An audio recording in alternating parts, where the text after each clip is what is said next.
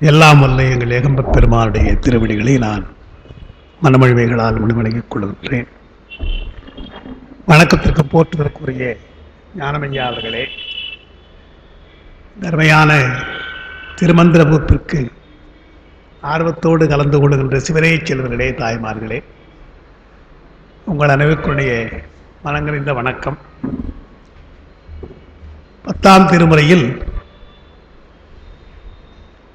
திருமந்திரம் என்ற ஒரு பகுதியை நாம் நிலையாமை பகுதியாக பார்த்து வருகிறோம். தர்மையான இந்த நூலை நாம் சிந்திப்பதற்கு நமக்கு திருவருளும் ஒருவருளும் கூட்டியிருக்கிறது. 2 நாட்களுக்கு முன்னாலே வந்த ஒரு செய்தியில் திருமந்திரத்தை மேற்கோள் காட்டி, தந்தையார் எழுதியிருக்கின்ற அந்த உரையை மேற்கோள் காட்டி, பஞ்சாப் பல்கலைக்கழகத்திலே ஒரு சீக்கிய மதத்தை சார்ந்த ஒரு அறிஞர், அவங்களாம் அந்த சர்தார்ஜின்னு சொல்லுவாங்க, அவங்களெல்லாம் பஞ்சாபில் இருக்கிறவங்கள, அவர் அதை மேற்கோள் காட்டி அவர் பேசியிருக்கிறார். நம்முடைய தந்தையாருடைய உரையை மேற்கோள் காட்டி அது அவர் ஆங்கிலத்தை பேசியிருக்கிறார்.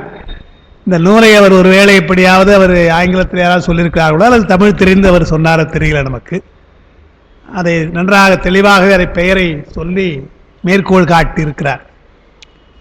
ஏன்னா திருமந்திரம் ஆகமம் என்பதாலே ஆகமத்தை பற்றிய சிறப்புகளை எல்லாம் தந்தையார் அங்கே உரையிலே எழுதியிருக்கிறார்கள். அதை மேற்கோள் காட்டி வேதத்திற்கும் ஆகமத்திற்கும் உள்ள வேறுபாட்டை இந்த உரையிலே சிறப்பாக உரையாற்றி சொல்லியிருக்கிறார். எந்த முறையிலும் வேத நெறிக்கு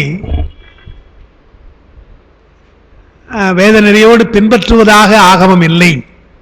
தமிழருடைய சுய சிந்தனையில் வந்த இது ஆகமம். மிக பிற்காலத்தில் தான் அந்த வேதத்தினுடைய அமைப்பும் வேதத்தினுடைய கருத்துக்களும் இங்கிருந்து அவர்கள் எடுத்துக்கொண்டிருக்கிறார்கள் என்று அதை தெளிவாக அவர் சொல்லியிருக்கிறார். ஏற்கனவே நம்முடைய செய்யாரை சார்ந்த புலவர் கோவிந்தன் உங்களுக்கு தெரியும், பழைய ஆட்கள்லாம் தெரியும், சபாநாயகராக கூட இருந்தவர், சிறந்த பற்றாளர், தமிழ் பற்றாளர். கால்டுவெலுடைய ஒப்பிலக்கணத்தை எல்லாம் அவர் மொழிபெயர்த்திருக்கிறார். அந்த காலத்தில் நாங்கள்லாம் படிச்சிருக்கோம். அது அப்போ இருந்தார், நாங்களாம் படிக்கிற பொழுது அவர் இருந்தார், அப்புறம் தான் காலமாயிட்டார். அவர் பி.டி. சீனிவாச ஐயங்காருடைய தமிழர் வரலாறு என்ற 2 பகுதியை அவர் மொழிபெயர்த்திருக்கிறார். தமிழர் வரலாறு. பி.டி. சீனிவாச ஐயங்கார் அந்த வரலாற்றை எழுதுகிற பொழுது சில கருத்துக்கள் அவர் தவறாக முடிவு செய்து எழுதியிருக்கிறார். அந்த வரலாற்றில் சில கருத்துக்கள் தவறாக இருக்குது, அதையெல்லாம் மறுக்கிறார். புலவர் கோவிந்தன் அதை மறுக்கிறார். அந்த முன்னுரையிலே அதை மறுப்பார். அந்த நூலை மொழிபெயர்த்தாலும் கூட இந்த கருத்துக்கள் எல்லாம் எனக்கு உடன்பாடு இல்லை என்று அதை மறுக்கிறார். மறுத்துவிட்டு அவர் சொல்வது, இந்த கருத்து வேறுபாடு உள்ள இந்த நூலை ஏன் நாம் மொழிபெயர்க்க வேண்டும் என்று நீங்கள் கேட்கலாம், அதற்கு ஒரே காரணம்தான் என்று சொல்லி, தமிழருடைய வழிபாட்டு நூலாக, சிந்தனையாக, சத்துவ சிந்தனையாக இருக்கின்ற ஆகமம், அந்த ஆகமத்தை பற்றிய வரலாற்றையும் விளக்கத்தையும் மிகச்சரியாக நடுநிலைமையோடு எழுதியிருக்கிறார். அவர் பி.டி. சீனிவாச ஐயங்காராக இருந்தாலும் வேதத்தின் சார்பிலே செல்லாமல் தமிழ் மொழி வடமொழிக்கு எவ்வளவோ கடன் கொடுத்திருக்கிறது.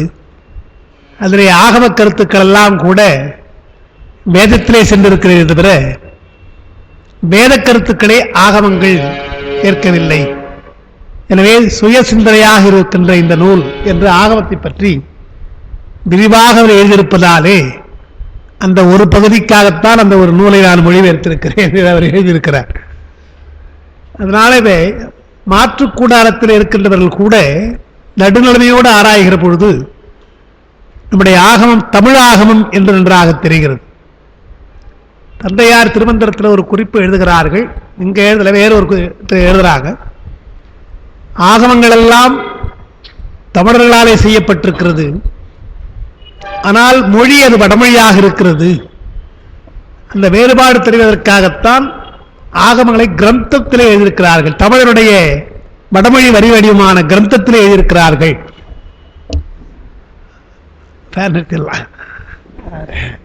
அதை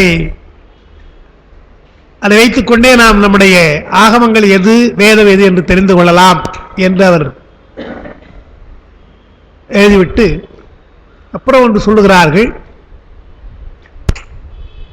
ஆகமங்கள் சில தமிழிலேயும் கூட எழுதியிருக்கிறார்கள் அந்த காலத்தில், அது இப்பொழுது கிடைக்கவில்லை என்று அப்பா ஒரு குறிப்பு சொல்றாங்க. எல்லாமே வடமொழியாக கிரந்தமாக எழுதியிருக்க மாட்டார்கள், நம்முடைய கருத்துக்களை தமிழில் தான் சொல்லியிருப்பார்கள். காலப்போக்கிலே பலவற்றை திட்டமிட்டு அழித்திருக்கிறார்கள் அல்லவா, அதுபோல் திட்டமிட்டு அவைகளெல்லாம் அழிக்கப்பட்டிருக்கலாம், அல்லது கடல்கோள் போன்றவற்றினாலே அவை போயிருக்கலாம் என்று. ஆனால் என்ன காரணம் என்றால், சங்க இலக்கியத்தில் மிக பழமை வாய்ந்தது பதிற்று 10, சேரநாட்டினுடைய வரலாற்றை சொல்லுகின்ற அந்த மன்னர்களை பற்றி சொல்லுகின்ற பதிற்று 10. பரிபாடல் கொஞ்சம் பின்னால வந்தது. இந்த 2 நூல்களிலும் ஆகமங்களை பற்றிய குறிப்பு இருக்கிறது. பதிற்று 10லும் ஆகம் மட்டுமல்ல, அந்த காலத்தில் எப்படி வழிபாடு செய்திருக்கிறார்கள், ஊர் விட்டு ஊர் வந்து வழிபாடு செய்திருக்கிறார்கள், இரவு தங்கி வழிபாடு செய்திருக்கிறார்கள் என்றெல்லாம் பதிற்று 10 செய்தி வருகிறது. அதனாலே வழிபாடும் கோயில் முறையும் நம்முடையவை மிகப் பழமையாக இருந்தது. அதனால் அதற்கெல்லாம் முறைப்படுத்தி எழுதிய நூல்கள் இல்லாமல் போயிருக்காது. தொல்காப்பியத்திலேயே மந்திரம் என்ற ஒரு சொல்லுக்கு தமிழிலே விளக்கம் கொடுக்கிறார் தொல்காப்பியர். வடமொழியில்தான் மந்திரம் இருந்தது, தமிழிலே இல்லை என்று வாதிட்டால் தொல்காப்பியர் மந்திரம் என்ற சொல்லுக்கு விளக்கம் தர வேண்டிய அவசியம் இல்லை. வடமொழிக்கெல்லாம் அவரும் விளக்கம் தரல, வடமொழி சொல்லுக்கெல்லாம் விளக்கம் தரல.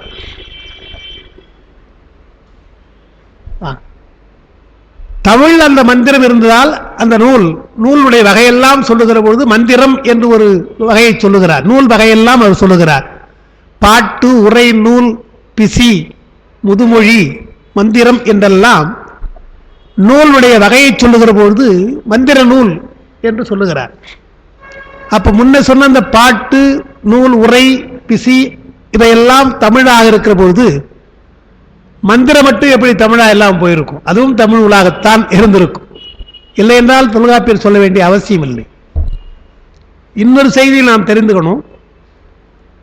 தொல்காப்பியத்திலே என்ன சொல்லுகிறார்கள், சாதாரணமாக சொல்றவங்க தொல்காப்பியத்திலேயே தமிழிலே வடமொழி கலந்தால் வடமொழி கலப்பிற்கு விதி கூறப்படுகிறது.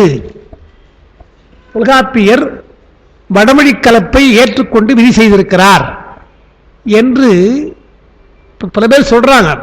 தமிழாசிரியர்கள் கூட அதை சொல்றாங்க. நான் கூட சொல்லியிருக்கேன். எப்படி சொல்லியிருக்கேன்னா, வடமொழி கலப்பிற்கு சில நிபந்தனைகளை சொல்லுகிறார். நீ தமிழ் வடமொழி சொல்ல எழுதணும்னு சொன்னா அதுக்கு நிபந்தனையை சொல்லுகிறார். என்ன நிபந்தனை என்றால், வடமொழிக்கும் தமிழுக்கும் பொதுவாக இருக்க எழுத்துக்களாக இருந்து அப்படி சொல் அமைந்தால்,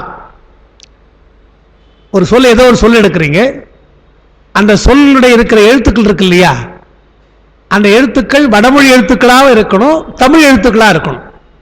தமிழ் இல்லாத எழுத்து நாம சொல்லக்கூடாது. அந்த மாதிரி இருந்தால் நீங்க வடமொழியில சொல்லலாம், அந்த வடமொழி சொல்ல சொல்லலாம். சொல்லிவிட்டு இன்னொன்று சொல்லுகிறார், இது செய்யுள்ள தான் சொல்லணுன்றார், செய்யுள்ள தான் வரணுன்றார், வேற எங்க செய்யுளுக்கு வரணுன்றார். அப்புறம் ஒரு விதி ஒன்று சொல்லுகிறார், அது போல எழுத்துக்கள் இல்லை என்றால் வடமொழி சொல்ல எடுத்துங்க, தமிழ் எழுத்தாக மாற்றி எழுதுங்கன்ற. அதான் இப்ப நாம எழுதுறோம். பங்கஜம் என்று வந்தால் அது முழுக்க முழுக்க வடமொழி. பங்கம் என்றால் சேருன்னு அர்த்தம், ஜம் என்றால் தோன்றுதல், முழுக்க முழுக்க வடமொழி சொல்லுது. நாம் அதை எடுத்து எழுதுற பொழுது நமக்கு தாமரைன்னு ஒரு சொல் இருக்குது. ஒருவேளை பங்கஜம்னு சொல்லணும்னு நினைச்சோம்னா பேரே பங்கஜம் வச்சுக்கிறாங்க. இப்போ பங்கஜம் என்று சொன்னால் பங்கயம் என்று எழுதுங்க, யா போட்டு எழுதுங்க என்று தொல்காப்பியர் சொன்னார். நாம் அது பின்ன என்ன பண்ணிட்டோம், அந்த தமிழ்ல இல்லாத அந்த வடமொழி எழுத்துக்களை பின்னால சேர்த்துட்டோம். நாங்களாம் சின்ன பிள்ளை படிக்கிற பொழுது கிரந்த எழுத்துக்கள் சொல்லி ஜா சா ஷா ஷா இதெல்லாம் படித்தோம். அப்போ அந்த மாதிரி வரப்பொழுது பங்கஜம் அந்த ஜா எழுதலாம், தப்பு இல்லை. ஏன்னா அந்த ஜா என்பது நம்ம எழுத்தல்ல, வரிவடிவத்தினாலே அந்த ஒலியை நாம் குறிக்கிறோம். இது வடமொழி சொல் என்று தெரிஞ்சுக்குவாங்க. அதனால அவர் 2 விதி சொல்லியிருக்கிறார். செய்யுள்ள வர வேண்டும், வடமொழிக்கும் தமிழுக்கும் பொதுவாக எழுத்தா இருக்கணும். சிதைந்து எழுதினால் அதை தமிழ் மொழியை எழுத்தாக மாற்றி எழுதலாம். அப்படிதான் அவர் சொல்லுது. மேல நாம் ஒரு விதி சொல்லிட்டோம், கிரந்த மொழியாக அதை மாற்றிக்கொண்டு இல்லாத ஒலியாக இருக்கிற இந்த 4-5 எழுத்துக்களை நம்ம சேர்த்து விட்டோம். ராஜா என்று அடிக்கடி சொல்ல வேண்டியதா போச்சு. நாம் பங்கஜம் சொல்லாட்டா ராஜான்னு சொல்ல வேண்டியதா போச்சு. நாம் சொல்ல வேண்டியதெல்லாம் நம்ம மொழியை அப்படி பயன்படுத்திட்டோம். ஏன் அரசன் தான் இருந்தது, அவங்க ராஜான்னா அது சுலபமாக இருந்தாலும் எடுத்துக்கிட்டோம். அந்த மாதிரி பல சொற்கள் நம்ம சேர்த்ததால சர்ப்பம் இதெல்லாம் பிரசங்கம் என்று சொல்லுவாங்க. பிரசங்கம் சொற்பொழிவுன்னு சொல்றதே கிடையாது. ரொம்ப நாளாக பிரசங்கம் தான் சொல்லிட்டு இருந்தாங்க. சொற்பொழிவு நல்ல தமிழ் சொல் இருக்குது, பொழிவு என்று இருக்கு, சொல் பொழிவு இருக்குது. அதுபோல சில சொற்கள் வடமொழி வரப்பொழுது இந்த ஜா ஷா சாலாம் சேர்த்துக்கலாம். சின்ன போதுலடா இங்கே காஞ்சிபுரத்தில் இருக்கிற பொழுதே இங்கெல்லாம் திரைப்படங்கள்லாம் திரைப்பட கொட்டகை, இப்போ இந்த பக்கம் முருகன் டாய்ஸ் இருந்தது, ராஜா டாய்ஸ் எல்லாம் இருந்தது இல்லையா, அங்கெல்லாம் பகல் காட்சி அப்படின்னு ஷீ தான் போடுவாங்க. ஷீ வடமொழி ஷீயை போடுவாங்க. இரவு காட்சி உண்டு என்று போடுவாங்க. அந்த ஷீ சா என்பதெல்லாம் இயல்பாக வந்துடுச்சு. அது தொல்காப்பியத்துக்கு மேலே நாம் கொஞ்சம் சேர்த்துக்கிட்டது. அதை பற்றி எழுதுகிறார்கள். ஏன் அதை சொல்ல வேண்டியதாக இருந்தது தொல்காப்பியர்? வடமொழி கலப்பை பற்றி ஏன் சொல்ல வேண்டும் என்றால், அப்பொழுதுதான் தொல்காப்பியர் காலத்தில் தான் வடமொழி சொற்கள் கொஞ்சம் கொஞ்சமாக கலக்குது, தமிழில் கலக்கிறது. இதை கலக்க விட்டால் மொழி பாதிக்கப்படலாம். ஏன்னா மொழிக்கு பாதுகாப்பாக எழுதுதான் இலக்கணம். மொழிக்கு பாதுகாப்பு செய்கின்ற இலக்கண நூலை எழுதுகிற பொழுது வடமொழி கலப்பாக இருக்கின்ற இந்த கலப்பு நிலைக்கு இப்போதே ஒரு அணை போட வேண்டும், வெள்ளம் வருவதற்கு முன்னாலே அணை போட்டு தடுக்க வேண்டும் என்று அந்த செய்த 2 விதிகளும் அணை போடுவதற்குத்தானே தவிர தமிழிலே சொற்கள் கலந்து விட்டன என்பதற்காக இலக்கணம் எழுதலை. ஆனால் நன்னூல் அப்படி அல்ல. நன்னூலை நீங்க பார்த்தீங்கன்னா தமிழில் வடமொழிக்கு நிறைய கலந்து போச்சு. அவர் காலம் 12ஆம் நூற்றாண்டு நிறைய கலந்து போச்சு. நிறைய கலந்ததால் அவர் என்ன செய்தார்? அவர் செய்த இதெல்லாம் தவறு தான், அவர் செய்த தவறு தான். நன்னூல் ஆசிரியர் தான் இருந்தாலும் பெரும் பேராசிரியர்கள் அவங்க ஒத்துக்க மாட்டாங்க. நன்னூல் தொல்காப்பியம் தான் ஏற்றுவாங்க. அவர் என்ன செய்துட்டார்? வடமொழி கலப்பாக வருகின்ற சொற்கள் எப்படி வரலாம் தமிழ, குணசந்தி தீர்க்க சந்தி என்றெல்லாம் சந்தியோடு சேர்த்து அவர் விளக்கிட்டார். பதவியல் என்ற ஒரு பகுதி தொல்காப்பியத்தில் இல்லாத ஒரு பகுதியை எடுத்து பதவியல் என்று எழுதி அதில் அவங்க சொல்ற வடமொழியை சொல்லுகின்ற அந்த வேர்ச்சொல், அதாவது அவங்க சொல்றது பிரகிருதி விகிருதின்னு வாங்க, அதை அப்படி இவர் வாங்கி பகுதி விகுதி என்று வைத்து காலத்தில் வருகின்ற இடைநிலை சந்தி விகாரம் இவற்றையெல்லாம் புணர்ச்சி விதிகளுக்கெல்லாம் வைத்து பதவிகளை செய்து ஒரு சொல்லை அப்படி பிரிக்கலாம் என்றது தொல்காப்பியத்தில் கிடையாது. சொற்களுக்கு பகுதி பார்த்து நீங்க ரூட்டு சொல்லணும் அவசியம் கிடையாது என்று அவர் சொன்னார். இவர் அப்படி இல்லாமல் அதெல்லாம் பகுத்து சொல்ல வேண்டும். ஒரு சொல்லுக்கும் வேர்ச்சொல் காண வேண்டும், பகுதி காண வேண்டும். தத்தம் பகாப்பதமே பகுதியாகும் என்று அவர் அந்த விளக்கத்தை கொடுத்து பதவிகள் செய்திருக்கிறார். சரி, அதுவாவது ஒரு சொல்லை பிரிக்க, தமிழ் சொல்லை பிரிக்கிறது அது தப்பில்லை. ஏன்னா இடைநிலை, கால இடைநிலை நமக்கு இருக்கிறது, பெயர் இடைநிலை நமக்கு இருக்கிறது, சந்தி எல்லாம் நமக்கு இருக்குது, விகாரம் இருக்கிறது, பார்க்கும், அது தப்பில்லை. அதுக்கப்புறம் என்ன செய்தார்? வடமொழி ஆக்கம் என்று வைத்து வடமொழி சொற்கள் கலந்தால் எப்படி வரும், 2 வட சொற்கள் கலந்தால் எப்படி சேரும் என்றெல்லாம் நமக்கு தனியாக விதி போட்டு எழுதினார். அப்போ அது எழுதினார். அதை விட இதுவாவது வடமொழி சொற்கள் சேர்ந்தா எப்படி என்பதற்காக சொல்றது. அதை விட அவர் என்ன தப்பு செய்தார்னா, மொழிக்கு எதெல்லாம் முதல்ல வரும், மொழிக்கு எதெல்லாம் முதலெழுத்துக்களாக வரும் என்று தொல்காப்பியர் சொல்லியிருக்கிறார். இவரும் சொல்றார், அதுதான் சொல்றார். 12 உயிரெழுத்துக்களும் முதலெழுத்தாக வரும். உயிர்மை எழுத்தாக சொல்ற பொழுது பன்னீர் உயிரும் க ச த ந ப ம ப ய ஞாங்க 5 உயிர்மையும் மொழி முதல் என்று 10 உயிர்மை எழுத்துக்கள் சொல்லியிருக்கிறார். இவர் நன்னூலும் சொல்றார், அங்கேயும் வருது. அது என்ன ஆகிப்போச்சுன்னு சொன்னா, சில எழுத்துக்கள் முதலெழுத்தா வராது என்று தொல்காப்பியர் தனியா எடுத்து சொல்றார். இப்ப யா என்ற எழுத்து குரில் தான், அது ஆகாரம், எகர ஆகாரம் வருமே தவிர மற்ற எந்த எழுத்தும் சேராதுன்ட்டார். அதாவது யான் என்று சொல்லலாம், யாது என்று கேட்கலாம், யா என்றே அப்படியே ஒரே சொல்ல கூட இருக்கலாம். அது யான்னா பன்மையின் அர்த்தம், மரத்துக்கு ஒரு பெயர் உண்டு, யா என்றும் வரலாம். இதெல்லாம் நமக்கு தமிழ்ல எகரம் வருகின்ற இடங்கள், சொற்கள். இதை வரையறை செய்து ஆவோடு அல்லது எகரம் முதலாது, ஆ அல்லது மற்ற எகரம் வேறு எழுத்துக்களோடு சேராது என்று தனியா ஒரு சூத்திரம் எழுதியிருக்கிறார் தொல்காப்பியர். தமிழ்ல கிடையாது என்று. இவர் அப்படியே என்ன பண்ணிட்டார், அதை அப்படியே பின்பற்ற வேண்டியவர் தானே. பின்பற்றி விட்டு வடமொழி சொன்னார் இல்லையா, பதவி அல்ல, அங்க சொல்லிருக்கலாம் என்னென்ன சொற்கள் தமிழ்ல வடமொழியா வந்திருக்குது சொல்லிருக்கலாம். அங்க சொல்லாம மொழிக்கு முதல் எழுத்துக்களா வருகிற பொழுது யா என்பது இப்ப யா நெடில் அவர் சொன்ன அதை ஏத்துக்கிறார். அதை எடுத்துக்கிட்டு யா வரலாம் யவனர், யு வரலாம் யுகம், யோ வரலாம் யோகம், யூ என்று வரலாம் யூகி, யவ் என்று வரலாம் யவ்வனம் என்று வடமொழி சொற்களை அப்படியே எடுத்து தமிழ்ல முதலெழுத்தா வரலாம் என்று முதல் எழுத்துக்கு எகரத்தை சேர்த்துட்டார். எவ்வளவு பெரிய தவறு தவறுனா தெரியும், அது தெரியாதுன்னா தெரியும். காலப்போக்கிலே ஒரு இலக்கணம் என்று சொன்னால் ஒரு மொழியை ஏற்றுக்கொள்வதற்காக சொல்லப்பட்டதுன்றார் அவர். ஏன்னா தமிழ்ல சொற்கள் சேர்ந்து போச்சு. தமிழ்ல சேர்ந்தாலும் இப்ப சாதாரண மக்களுக்கு தெரியாதுங்க. இப்பொழுது கூட நீங்க போனீங்கன்னா யாழ்ப்பாணத்து மக்களுக்கு வடமொழி எது தமிழ் எதுன்னு தெரியாம அவங்க பேசுவாங்க, அவங்களுக்கு எதுவும் தெரியாது. இப்ப நம்ம குடியேற்ற நாடுகளாக இருக்கிற மலேசியா, சிங்கப்பூர், நான் என்னுடைய அனுபவமே அது. சிங்கப்பூருக்கு வந்து அந்த கல்வியாளராக சில சமயம் போயிருக்கிற பொழுது அங்கே பாடத்திட்டத்துக்கு போயிருந்தேன். பாடத்திட்டம் அங்கே மினிஸ்டர் ஆஃப் எஜுகேஷன் அங்கே தான் அந்த கருத்துக்களை சொல்கிற பொழுது அவங்க ஆரம்ப பள்ளியில் பள்ளி பாடங்கள் வைக்கிறாங்க, இந்த தொடக்கப்பள்ளி மாணவர்களுக்காக வைக்கிறாங்க, ஒரு 5 வகுப்பு வரையில். அதில் சொற்கள் எல்லாம் வட சொற்களை சேர்த்து அவங்க வட சொல்லாவே எடுத்து அவங்க சொல்லியிருக்கிறாங்க சிலதெல்லாம்.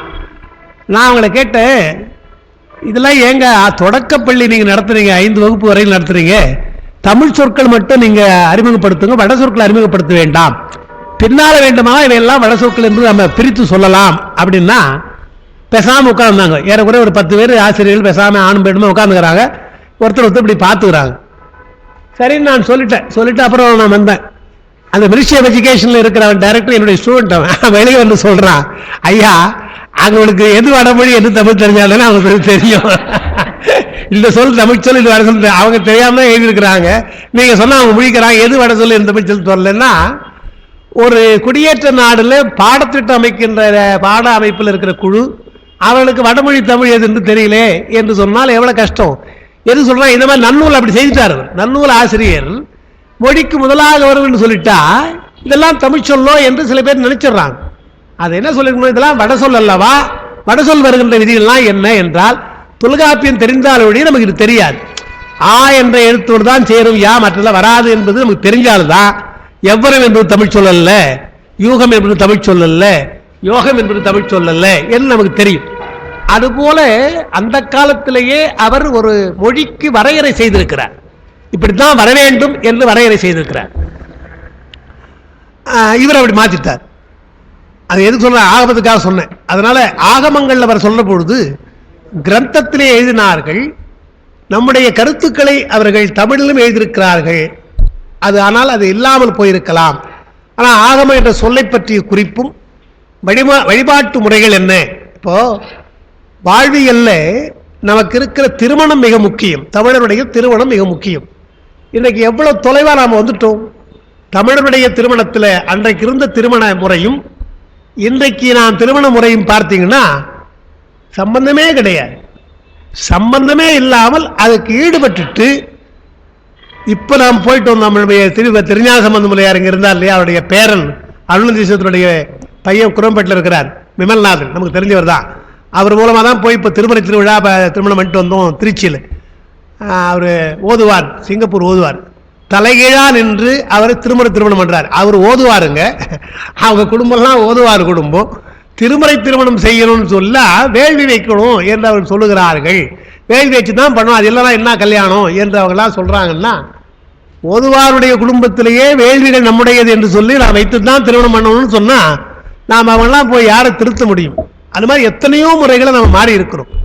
அதுபோல வழிபாட்டு முறை நமக்கு என்று இருக்கிற வழிபாட்டு முறை. பெரியாருக்கு கடவுள் கொள்கை இல்லை என்றாலும் அவர் என்ன சொன்னார்? ஒரு வார்த்தை சொன்னார், கோயில்லாம் நீங்க கட்டுங்க, நீங்க தானே உள்ள இருக்கணும். சாதாரண இல்லையா? எல்லா கோயிலும் அவனா வந்தவன் அவனா கட்டினா, கோயில்லாம் நாம தானே கட்டணும், நீங்க தானே கட்டினீங்க, நீங்க போய் உள்ள இருக்காம வெளியே இருந்துட்டு ஏன் பண்றீங்கன்னு அவர் கேட்டார். நியாயமான கேள்வி அவர் கேட்டார். அது நாம வெளியிறதுக்கு வேற காரணம் நம்ம சொல்றோம், நம்மளால அது முடியாது, அதுக்கு ஒரு ஆள் நியமமாக செய்யறதுக்காக நம்ம எழுதிட்டோம். அதுல ஒன்றும் பெரிய தவறு இல்லை. ஆனால் மொழியை புறக்கணித்தார்கள் இல்லையா, அதான் நம்மளால ஒத்துக்கொள்ள முடியாத ஒன்று. அதுக்காகத்தான் திருமுறை ஆசிரியர்கள் போராடி இருக்கிறாங்க. அதாவது அவர்கள் காலத்திலே எல்லா நூல்கள் எல்லா தலங்களுக்கும் தமிழ் பெயர் தான் இருந்திருக்கு. பாடலெல்லாம் தமிழ் பெயரா திருமுறை இருந்திருக்கு. எப்ப நமக்கு தெரிஞ்ச 7ஆம் நூற்றாண்டு இதெல்லாம் நம்முடைய கையில் கிடைக்கின்ற ஒரு எவிடன்ஸ், அதெல்லாம் நமக்கு இருக்கிற டாக்குமெண்ட்ஸ் அதெல்லாம். ஆனா அதையும் மீறி இப்பொழுது எல்லாம் வடவழியாக ஊரே இப்ப மாயூரம் சொன்னா தெரியுமே தவிர மயிலாடுதுறை தெரியல. அரசாங்கம் இதுக்கெல்லாம் ஆணை போட்டு நீங்க மாற்றணும் என்றுதான் செய்திருக்கிறார்கள் பார்க்கும். அதனால இதெல்லாம் நம்ம வரலாற்றில் மறக்க முடியாத ஒன்று. நம்முடைய கொள்கைகள் சில இருக்கிறத நம்ம சொல்லணும். எங்கோ இருக்கிற பஞ்சாப் பல்கலைக்கழகத்தில் இருக்கிற ஒரு சர்தார்ஜி அதை மேற்கோள் காட்டி பேசியிருக்கிறார். நம்முடைய திருமந்திரத்தை மேற்கோள் காட்டி தமிழருடைய மூல நூலாக இருக்கிறது ஒன்று ஆகவும் என்று அவர் பேசியிருக்கிறார்.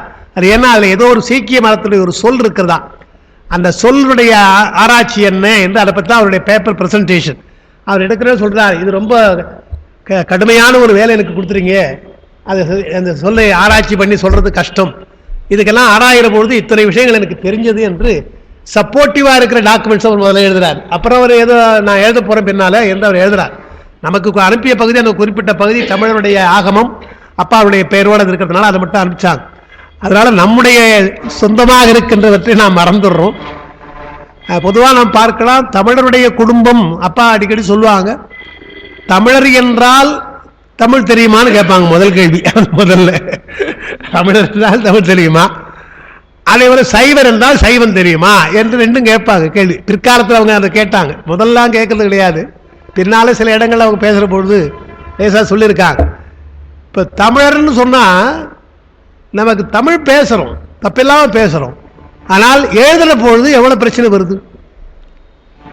உங்களை மாதிரி சாதாரண மக்களுக்கு நான் சொல்லலை, பொதுமக்களுக்கு நான் சொல்லலை, அதுவே படித்தவங்க, தமிழே படித்தவங்க, தமிழே படித்து பிஏ எம்ஏ படித்து இது ஆராய்ச்சியும் செய்து கல்லூரி பேராசிரியராக போகிறாங்கன்னு சொன்னால் அவங்கள கூட நம்ம கேட்க முடியல, இது சரியா இது தவறா என்று சொன்னால் யோசிக்கிறாங்க. சரியா தவறா தெரியலங்க என்று யோசிக்கிறாங்கன்னா அப்போ தமிழை நம்ம என்ன செய்ய, மொழி என்ன பண்ணுறோம், தமிழ் வாழ்க தமிழ் வாழ்கன்னு சொன்னோம்னா தமிழை நன்றாக படிக்கின்ற நாம் வாழணும் இல்லையா, முதல்ல அது நல்லா படிக்கணும் இல்லையா. அதை வாசுப்பா மாணிக்கம் நாம் ஆயிரத்தில் இருந்த போது ஏவிசி காலையில் இருந்த பொழுது அவர் வந்து பேசினார். அப்போ முதல்ல தொடக்கத்தில் அப்போ தான் தமிழ்த்தாய் வாழ்த்து இது அந்த திராவிட முன்னேற்ற கழகம் அப்போ அவங்க அரசாக இதில் கொண்டாந்தாங்க. அரசு இதில் எல்லாத்தையும் சொல்லணும்னு கல்லூரிலாம் அதை பாடணும்னு. அப்போ அவர் வந்தபோது இந்த பாட்டு இதை நீராறும் கடல் உத்த பாடும்பொழுது அந்த கடைசி வரி நமக்கு தெரியும் இல்லையா, செயல் மறந்து வாழ்த்துதுமே என்று வரும், கடைசியில் செயல் மறந்து வாழ்த்துதுமே என்று வரும் பாட்டு. அவர் சொன்னார் அதுதான், தமிழை வாழ்த்துறோம் ரைட் தான், ஆனால் செயல் மறந்துன்னு அவரே பாடினாரு இல்லையா, அவரே பாடியிருக்கிறாரு இல்லையா. நீராறும் கடல் உத்த பாட்டு சொல்கிற பொழுது செயல் மறந்து வாழ்த்துதுமே செயல் மறந்து வாழ்த்துதுமேன்னா நம்ம செய்வதே கிடையாது, செயலை நாம் செய்யறது வேற சிரமறிந்துதான். அது ஆரியம் போல் உலக வழக்கு அழிந்து ஒழிந்து சிலையா உன் சீரளவை திறம்பியந்து செயல் மறந்துன்னு பாட்டு. அந்த ஆரியம் போன்றதை எடுத்துட்டாங்க, சொல்லக்கூடாது, அரசாங்கமாக தான் சொல்லக்கூடாது எடுத்துட்டாங்க. உன் சீரளவை திறம்பியந்துன்னு பாடினாங்க.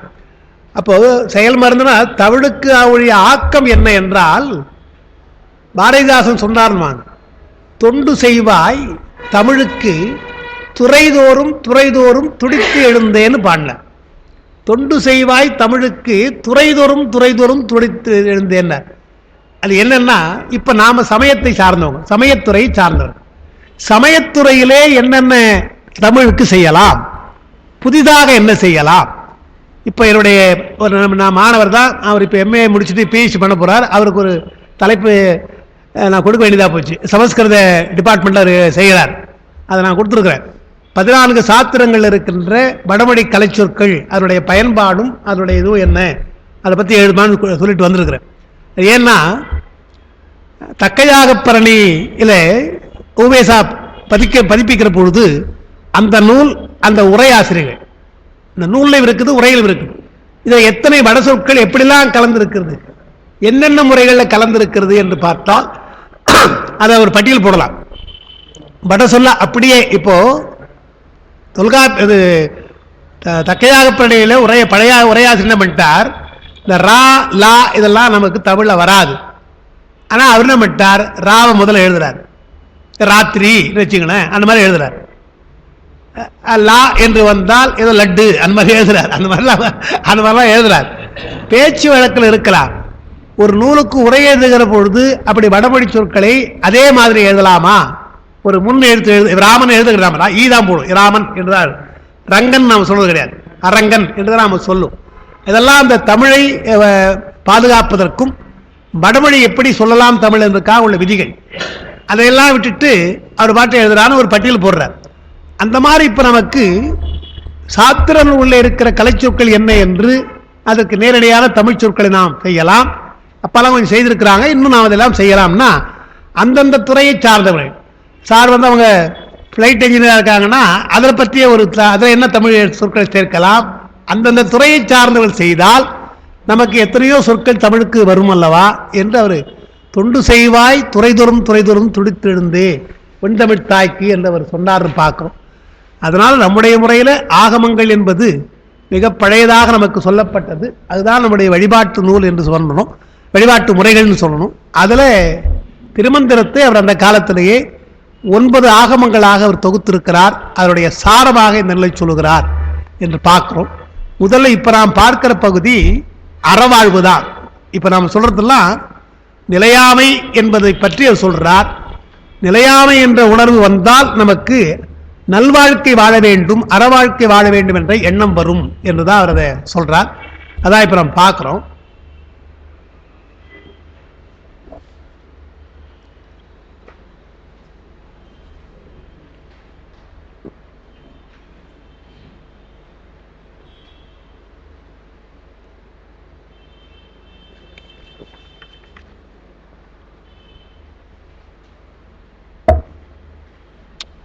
பத்து பாட்டு நம்ம பார்த்த ஞாபகம். அதுல அதான் 5 தலைப்பறி 6 கடை உள சந்தவை 30 சாறு 18 பந்தலும் 9 பந்தி 15 வெந்து கிடந்தது மேல் அறியோம் என்று பெருமான் தந்திருக்கின்ற அந்த கருவிகள் எத்தனை என்று அங்க சொல்றார். அதான் நம்ம அன்னைக்கு பார்த்தோம். பொதுவாக 30 சொன்னார் இல்லையா, 30 36 என்று 96 சொன்னார். இந்த இடத்துல அதை பிரிச்சு சொல்றார். தலைப்பறி என்பது சிவதத்துவம் என்றும் 7 அந்த 18 பொருள்கள் அதில் இருக்குது. சிவதத்துவத்தில் சிவதத்துவத்தை ஒரு கூடையாக வைத்தார். கூடைக்குள்ள பொருள் போடுவது போல, தலைப்பறினா தலையில் வைக்கிற கூடை, அதற்குள்ளே போடுகின்ற பொருள்கள் போல என்ன இருக்கிறது என்றால் 18 பொருள். வித்யாதத்துவம் 7, பிரகிருதி 1, ஞானேந்திரியம் 5, கர்மேந்திரியம் 5 என்று 18.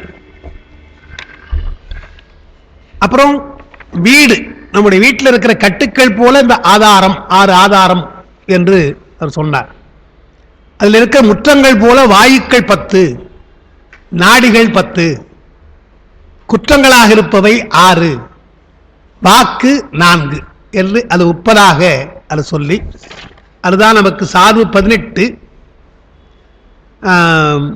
6 கடையுள்ள சந்து அவை 30, 2வது வரையில சந்து அவை 30 அந்த 30 அவர் சொன்னார். அப்ப உடம்பு என்பது 1 நான் அன்றைக்கே சொன்னேன், 9 மானுடம் உடம்பு வகைன்னு சொல்றாங்கன்னு. பந்தலிலே அமர்ந்துன்ற பந்தி சாப்பாட்டுக்கு வர்ற மாதிரி சப்தாதி, சப்தம் ரசம் ரூபம் ரசங்கந்தம் என்றது போல, வசனாதி வசனம் கமனம் தானம் விசர்க்கம் உபத்தம் என்று ஆனந்தம் என்பது போல, குணம் 3 சாத்விக ராஜச குணம், இன்ப துன்ப பயன் 2 அது 15 என்று சொல்லி பந்தி 15 என்று அதை பிரிக்கிறார். இவையெல்லாம் வெந்து கிடந்தது.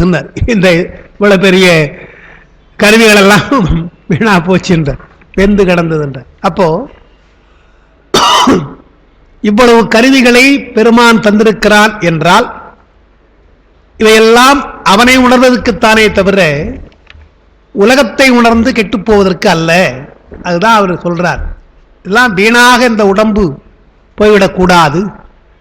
உடம்பினாலே அவர் தான் உடம்பை வளர்த்தேன் உயிர் வளர்த்தேன்னு சொன்னவர். நாம் அப்படி வேற மாதிரி சொல்றோம். சுவர் இல்லாமல் சித்திரம் எழுத முடியாது என்று நாம் சொல்றது அதுதான், அந்த அடிப்படை தான். உடம்பை கவனிக்கணும்பா என்று சொல்றோம். பொதுவாக நமக்கு உடம்பு மேல ஒரு பற்று இருக்கிறது, உடல் நலத்து மேலே பற்று இருக்கிறது. இருந்தாலும் அதை முறைப்படியாக நாம் செய்கிறோமா என்று இல்லை என்பதாலே இதெல்லாம் அவர் சொல்றார். அன்றைக்கு நாம் பார்த்தோம். அதுல அந்த குணம் 3 அதுதான் முன்னையும் சொன்னது, போன வகுப்போடு சொன்ன ஞாபகம் எனக்கு. அதை கொஞ்சம் நினைவு கொள்ளுங்க. பெருமான் தருகின்ற அந்த கருவிகளில் குணம் அமைகின்ற வரையில் உயிருக்கு மேலே இருக்கின்ற இவையெல்லாம் இருக்குது. அதை சொல்ல பாருங்க. வித்யா தத்துவம் 7,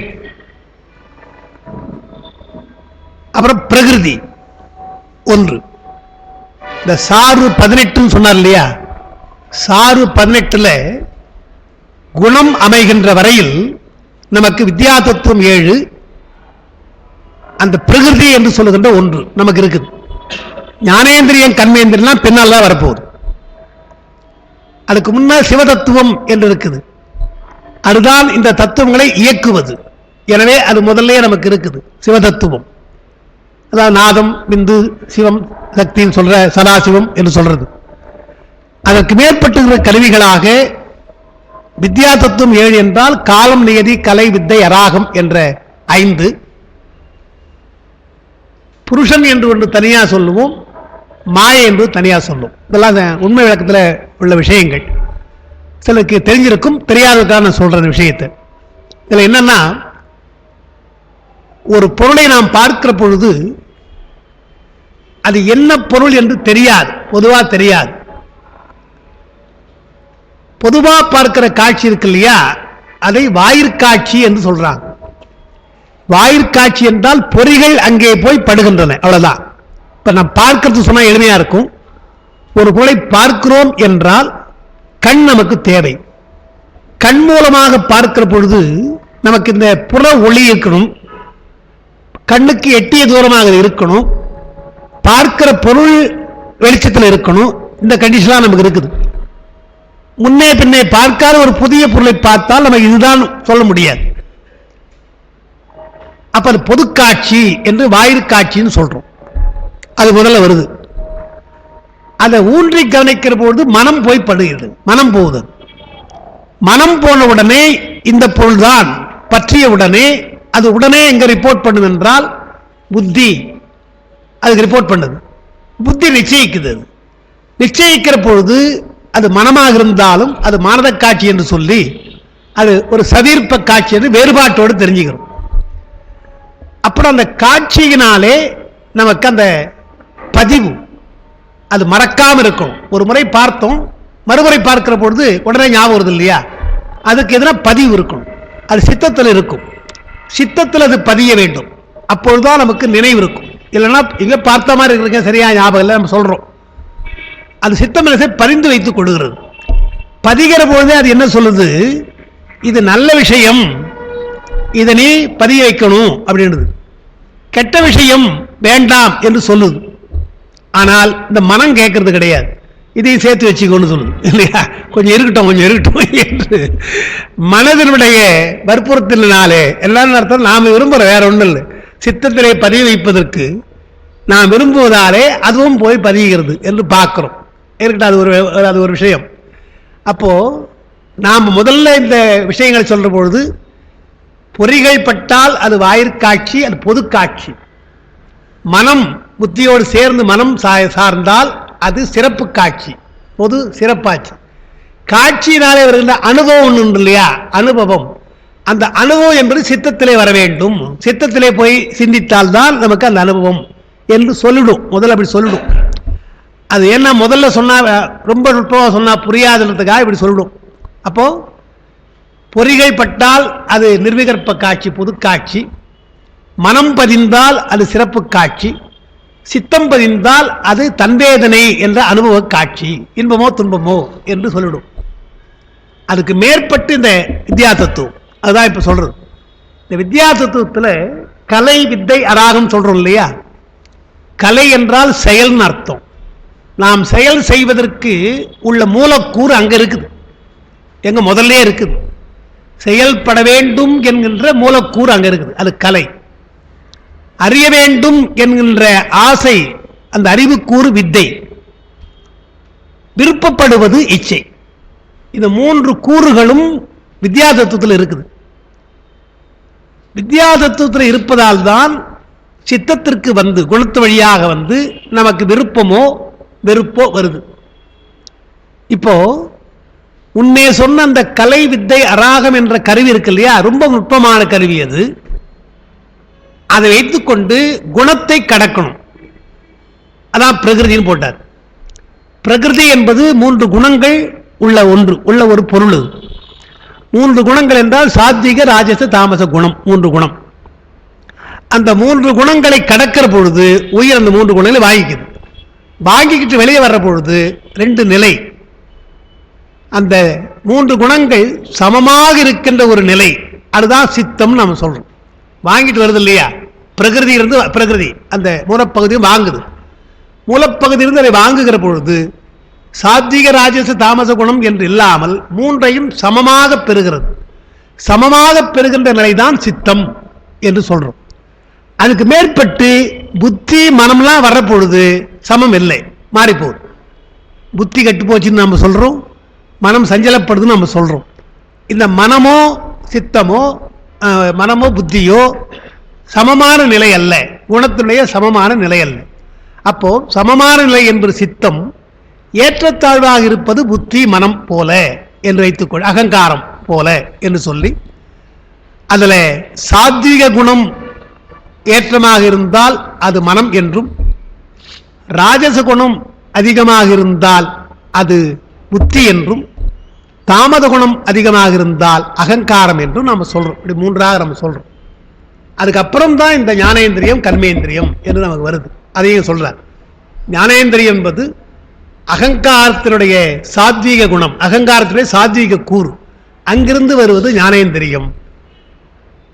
அகங்காரத்தினுடைய ராஜச கூறு, அங்கிருந்து வருவது கர்மேந்திரியம் என்று குணங்களை பெற்றுக்கொண்டு அதற்கு பின்னால் மனம், அத புத்தி, அகங்காரம், மனம், மனத்தை பெற்றுக்கொண்ட பின்னாலே ஞானேந்திரியம், கர்மேந்திரியம் என்று கொஞ்சம் கொஞ்சமாக உங்களுடைய பக்குவத்திற்கு ஏற்றாற் போல, உயிருக்கு ஏற்றாற் போல பெருமான் தருகிறான்.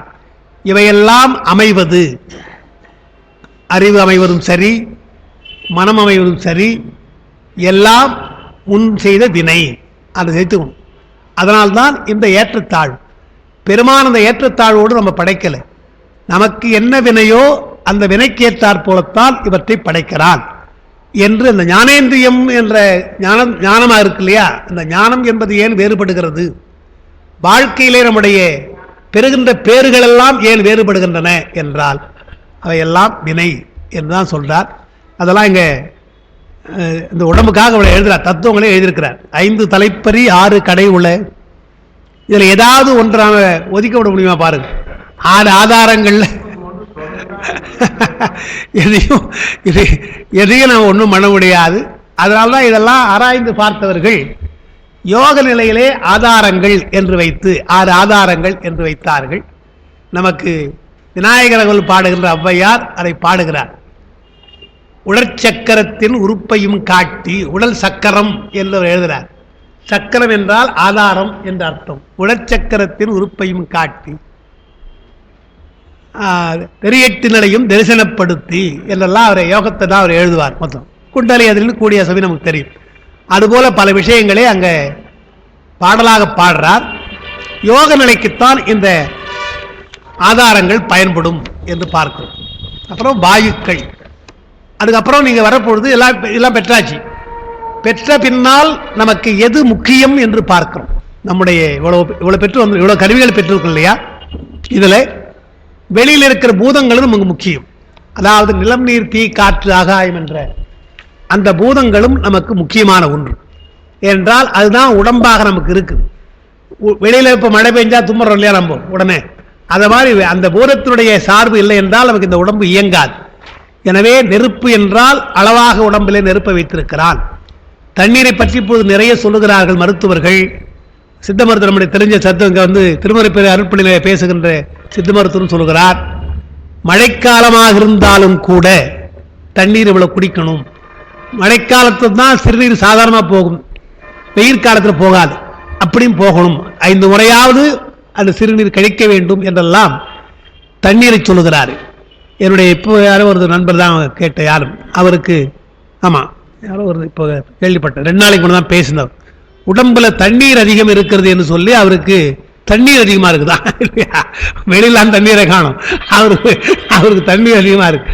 அதுக்காக என்ன பண்ணிருக்காங்க, ஒரு நாளைக்கு 10-12 முறை அவருக்கு நேற்று தான் இதுதான் திருவாரூர் நண்பர் தான் பாஸ்கர், அவர் தான் சொன்னார். காரில் ஒரு அவர் சொல்கிறார், எனக்கு இது மாதிரி நான் வகுப்புக்கு உட்காந்து திடீர்னு உட்காந்து போய் வெளியே போடுவார். அது வேற ஒன்றும் இல்லையா, எனக்கு மருந்து சாப்பிட்றேன், தண்ணீர் அதிகமாக இருக்கிறது என்று சொல்லி மருந்து கொடுத்துருக்காங்க, ஒரு நாளைக்கு 10-12 முறை போகணும் என்று அதுக்காக மருந்து கொடுத்துருக்காங்க. அப்போ நமக்கு இயற்கையாக பெருமான் எப்படிலாம் வைத்திருக்கிறான் என்று சொன்னால் அவனுடைய சிஸ்டம் இதெல்லாம் தங்காமல் எது போக நல்ல ஆரோக்கியமான உடம்புக்கு இதெல்லாம் இயல்பாகிறது பார்க்கிறோம். இதெல்லாம் நமக்கு வாயுக்கள் தண்ணீர் என்றால் எதை தான் நம்ம விட முடியும்? காற்று வேண்டான்னு சொல்ல முடியுமா, தண்ணீர் வேண்டான்னு சொல்ல முடியுமா? அதெல்லாம் அளவாக வைத்தான். தங்கி மிகாமை வைத்தான் தமிழ்ச்சாத்திரம், அங்கி மிகாமை வைத்தான் உடல் வைத்தான். அங்கினா நெருப்புன்னு அர்த்தம். உடம்பிலே நெருப்பை மிகாமல் வைத்திருக்கிறான். அந்த அளவுக்குன்னா எல்லாம் பஞ்சபூதங்கள் எல்லாம் மிகாமல் இருக்கிறவர்கள். வெளியிலும் இப்படிதான், வெளியிலும் மிகாமல் இருக்கணும், உடம்பிலும் மிகாமல் இருக்க வேண்டியிருக்குதான். நமக்கு இதெல்லாம் சொல்லியிருக்கிறார்கள். அந்த முறையில் தான் நமக்கு அந்த யோகாசன முறைகளை சொல்லியிருக்கிறாங்க. பொதுவாக இந்த உடற்பயிற்சின்னு எல்லாம் சொல்லுவாங்க. இன்னைக்கு பெரும்பாலும் உடற்பயிற்சி செய்கிறாங்க, ஜிம்முக்கு போகிறேன்றான், அதில் உடற்பயிற்சி தான். உடற்பயிற்சி என்பது உடம்புக்கு தான் நல்லா இருக்கும், உள் உறுப்புகள் அது ஒன்றும் பண்ணாது. உள்ளுறுப்புகளுக்கு தான் ஆசனம் என்று சொல்லியிருக்கிறார். பிராணாயாமம் போன்ற ஆசனங்களை சொல்லியிருக்கிறார்னு பார்க்குறோம். அதையெல்லாம் இப்போ சொல்லிட்டாரு திருமந்திரத்தில். இதெல்லாம் சொல்லிட்டு பின்னால் சொல்ல போறார். இந்த கருவிகள்லாம் அவனுக்கு கொடுத்தாச்சு, இந்த கருவிகளை எப்படி பேண வேண்டும், எப்படி பாதுகாக்க வேண்டும் என்பதை பற்றி விரிவாக அவர் சொல்றாரு என்று நாம் பார்க்க போறோம். அந்த பகுதியை நம்ம பின்னால் பார்க்கலாம். அதனால அந்த 10வது பாட்டு அது இருக்குது. அடுத்து 11வது பாட்டு அதான் இன்னைக்கு படிக்கணும். அத்திப்பழமும் அரைக்கீரை நல்வித்தும் கொத்தி உலைப்பெய்து கூழட்டு வைத்தனர். அத்திப்பழத்தை அரைக்கீரை வித்து உண்ண கத்தி எடுத்தவர் காடு புக்காரே அப்படின்னு. சாப்பிட்ற பொழுது நமக்கெல்லாம் அந்த ஸ்பூன் கத்திலாம் நமக்கு அவசியம் கிடையாது. இப்போ நாம் இட்லியை போட்டு வெட்டிட்டு சாப்பிட்றோம், சாம்பாரில் போட்டு சாப்பிட்றோம், வடையை சாப்பிட்றோம். வாரியார் சுவாமிகள் வேடிக்கையாக சொல்லுவார், அவன் இங்கிலீஷ்காரன் ஏதோ ஸ்பூனை வச்சு செய்தான், அவனுடைய நேரம் கையை ஈஸியாக கழுவ முடியாதவனால உடம்பு போட்டுட்டு இருப்பான். அது மட்டுமல்ல குளிர் காலம் அவனுக்கு, அதெல்லாம் முடியும். அதனால் அவன் என்ன பண்ணான், ஸ்பூனையும் போக்கை வச்சு குத்தி சாப்பிட்டான். அவன் சாப்பிட்ற உணவு அது போல, அவனுடைய உணவு அது போல இருக்கும். இப்போ நமக்கு தோசை இட்லி போய் நம்ம கட்டு கையில் சாப்பிடணும். அவர் சொல்லுவார், அதெல்லாம் பெருமாள் நமக்கு கொடுத்த ஸ்பூன், இந்த ஸ்பூன் இருக்குது, இது நமக்கு மட்டுமே உதவும், அந்த ஸ்பூன் எல்லாருக்கும் உதவும், அது எல்லாருக்கும் உதவும். அப்படி அதை சுத்தப்படுத்தாத முடியும் இல்லையா, அதை போட்டு நாம் பண்ணுறோன்னு வேடிக்கை சொல்லுவார். அதான் இங்கே வேடிக்கை என்ன சொல்கிறார், பழமொழி சொல்லுவாங்க, இந்த வெண்ணெய் வெட்டி சிப்பாயின்னு ஒரு வார்த்தை சொல்லுவாங்க. ஆனால் வெண்ணெய் வெட்டுறதுக்காக ஒரு சிப்பாய் ஒரு வாழை கொண்டு கத்தி கொண்டு போனா அப்படின்னா வெண்ணெய் என்ன வெட்டுறது இல்லையா, வெண்ணெய் வெட்டி சிப்பாயின்னு வேடிக்கை சொல்கிறது. அதுதான் திருமூலர் சொல்கிறார், உனக்கு சமைச்சு கொடுக்குறது என்னன்னு சொன்னா அத்திப்பழம்னர். அத்திப்பழம் அரைக்கீரை, அதான் முதல்ல பார்த்துக்கும். அத்திப்பழம் அரைக்கீரையா, இது சாதாரணமாக சும்மா சாப்பிட்டுடலாம், அதை அட்டு கூழ் அட்டு நன்றாக குடையும்படியாக செய்தாங்க. குக்கர்ல வச்சு குழையிற மாதிரி அத்திப்பழத்தையும் அரைக்கீரையும் கூழட்டுன்னு நன்றாக கூழாக குழைத்து வைத்து சமைச்சாச்சு. இப்போ கையில் சாப்பிட வேண்டிய ஆள் தான் நீ, கத்தி கொண்டான் இல்லையா, அதுக்கே கத்தி கொண்டான் சொல்ற. அத்திப்பழத்தையும் அரைக்கீரையும் அவங்களே என்ன பண்ணாங்க, கொத்தினர். அதையே கொத்திட்டாங்க. நல்லா வெட்டி வெட்டி காய்கறி நறுக்கிற மாதிரி அதெல்லாம் கொத்தி உலை பெய்து உலையில போட்டு கொதிக்க வச்சு கூழட்டு கூழ் மாதிரி ஆக்கி வச்சுட்டாங்க. இதை போய் கத்தியில் எப்படி சாப்பிட முடியும்? வெட்டி சாப்பிட முடியுமா? கத்தி கொண்டு வா என்று ஒருத்தன் கேட்டா எவ்வளோ சிரிப்பா இருக்கு நமக்கு. அது சொல்ல அத்தி கொத்தி உலை பெய்து கூழட்டு வைத்தனர், அத்திப்பழத்தை அரைக்கேறி வித்து உண்ண கத்தி எடுத்தார்னர். கத்தி எடுத்து போறாங்க சாப்பிட்றதுக்கு சாப்பிட்றதுக்கு. அப்புறம் காடு புக்காரன்னு சொல்ல போற கத்தி எடுத்தார். இதில் பார்க்கணும், அடிசலுக்கு அத்திப்பழம் சாப்பிட்றதுக்கு அத்திப்பழத்தை கொடுத்துருக்கிறார், கூட அரைக்கீரை விதை விதை உள்ளார். இதை உண்ணுவதற்கு கத்தி தேவை கிடையாது. உணவுதான், முருங்கை விதை மாதிரி தான். முருங்கை விதை மாதிரி தான் அரைக்கீரை விதை வித்துனார். விதையை பார்த்துருக்கீங்களா? விதையை ரொம்ப சிறந்தா இருக்கு சொல்லுங்க. அதாவது சிறந்தா இருக்கும், அப்படியே எடுத்துடலாம். அதாவது அந்த அப்படியே எடுத்துடலாம் விதையை இருக்கு, பார்க்கணும். அதான் மொத்தம் சேர்த்து அதான் சொல்றார். அத்திப்பழமே இருக்கணும், அரைக்கிற விதை நமக்கு தெரியாதா? எடுத்துறது இப்போ அந்த இப்போ முளைக்க வைக்கிறாங்க இல்லையா, இப்போ அந்த மாதிரி வைக்கிறது உண்டு. அது பழையதில் அப்படிதான் சாப்பிட்ருக்காங்க. சாப்பிடுகிற முறை அப்படி இருக்கு. அரைக்கீரை வித்து தான் அவங்க சொல்லியிருக்காங்க இல்லையா. இன்றைக்கும் சொல்றாங்களே முளைப்பயிர் சாப்பிட்டா நல்லதுதான் சொல்றாங்க இல்லையா. எதுவாக இருந்தாலும் முளைத்து வருகின்ற பயிர் அதெல்லாம் சாப்பிட்டா நல்லதுன்னு சொல்றாங்க இல்லையா. அதான் அதை உண்பதற்கு கத்தி வேண்டாமா, அவாவோடு எடுத்துக்கொண்டு போகிறான். சாப்பிடுறதுக்கு முன்னாலேயே காடு புக்கானார். கத்தி எடுத்து போனானா, அதுக்கு முன்னாலே காடு போயிட்டான். அதை கூட சாப்பிட முடியல அவனால. சாப்பிட்றதே தப்பா சாப்பிட போனான். கத்தி எடுத்து ட்ரை பண்ணலாம், அதுவும் இல்லை. அதுக்குள்ள இறந்து போனாலும் காடு புக்காரேன்னு வருது. அது என்ன அவர் சொல்ல வருகிறார் என்பதுதான் இங்க பார்க்கணும். அதுதான் பின்னால இதெல்லாம் சித்தருடைய பரிபாஷையாக சொல்றது. அத்தி என்றால் எலும்புன்னு அர்த்தம். அஸ்தி அதான் அத்தி பழம்னர். அஸ்தி என்பதுதான் அத்தி. பழமொழி சொல்ற பொழுது ஆசைக்கு ஒரு பெண்ணும் ஆஸ்திக்கு ஒரு ஆணும் என்று சொல்லுவாங்க. ஆசைக்கு ஒரு பெண்ணா, நமக்கு வீட்டுக்கு குடும்பம் ஆசைக்காக ஒரு பெண்ணு. ஆஸ்தி நம்மகிட்ட எங்க ஆஸ்தி இருக்குது, அது இருக்கோ இல்லையோ, ஆஸ்திக்கு ஒரு ஆண். நாங்கள் அதை ஒருத்தன் பின்னால் சொன்னான், அப்படி சொல்லக்கூடாது. ஆஸ்திக்குன்னு சொன்னா பிரச்சனை வருது இல்லையா. எங்க அப்பா என்ன சேர்த்தான்னு கேட்கறான். ஆஸ்திக்குன்னு கேட்கக்கூடாது, ஆசைக்கு விட்டு அஸ்திக்கு ஒரு ஆண்னு சொல்லணும். என்ன அவன் தான் கொல்லி வச்சுட்டு அஸ்திக்கு எல்லாம் எடுத்து போய் பால் ஊற்றி எடுத்து போய் கங்கை கடலையோ அல்லது இங்க நமக்கு கடம்பனார் கோயிலையோ எடுத்து போய் சேர்க்கிறான். அஸ்திக்கு ஒரு ஆண் சொன்னா பொருத்தமா இருக்குன்னு வேடிக்கையா சொன்னார். வேடிக்கையா சொன்னார் அஸ்தி. அப்ப அஸ்தி என்றால் எலும்புன்னு அர்த்தம். நாகர்கோவில் பக்கத்தில் இருக்கின்ற ஊர் கடம்பர் கோயில், எங்களுடைய மாமனாருடைய ஊர் தான் அது. அந்த கோயில் தான் அந்த அரங்காவலர்கள். அங்கே கடம்பர் புராணம் எழுதியிருக்காங்க. ஈசான தேசிகர்னு திருவாவூரை சார்ந்தவர் கடம்பவரம் புராணம் எழுதியிருக்கிறார். அதுல ஒரு பகுதி அத்தி பூத்தது என்று வரும்.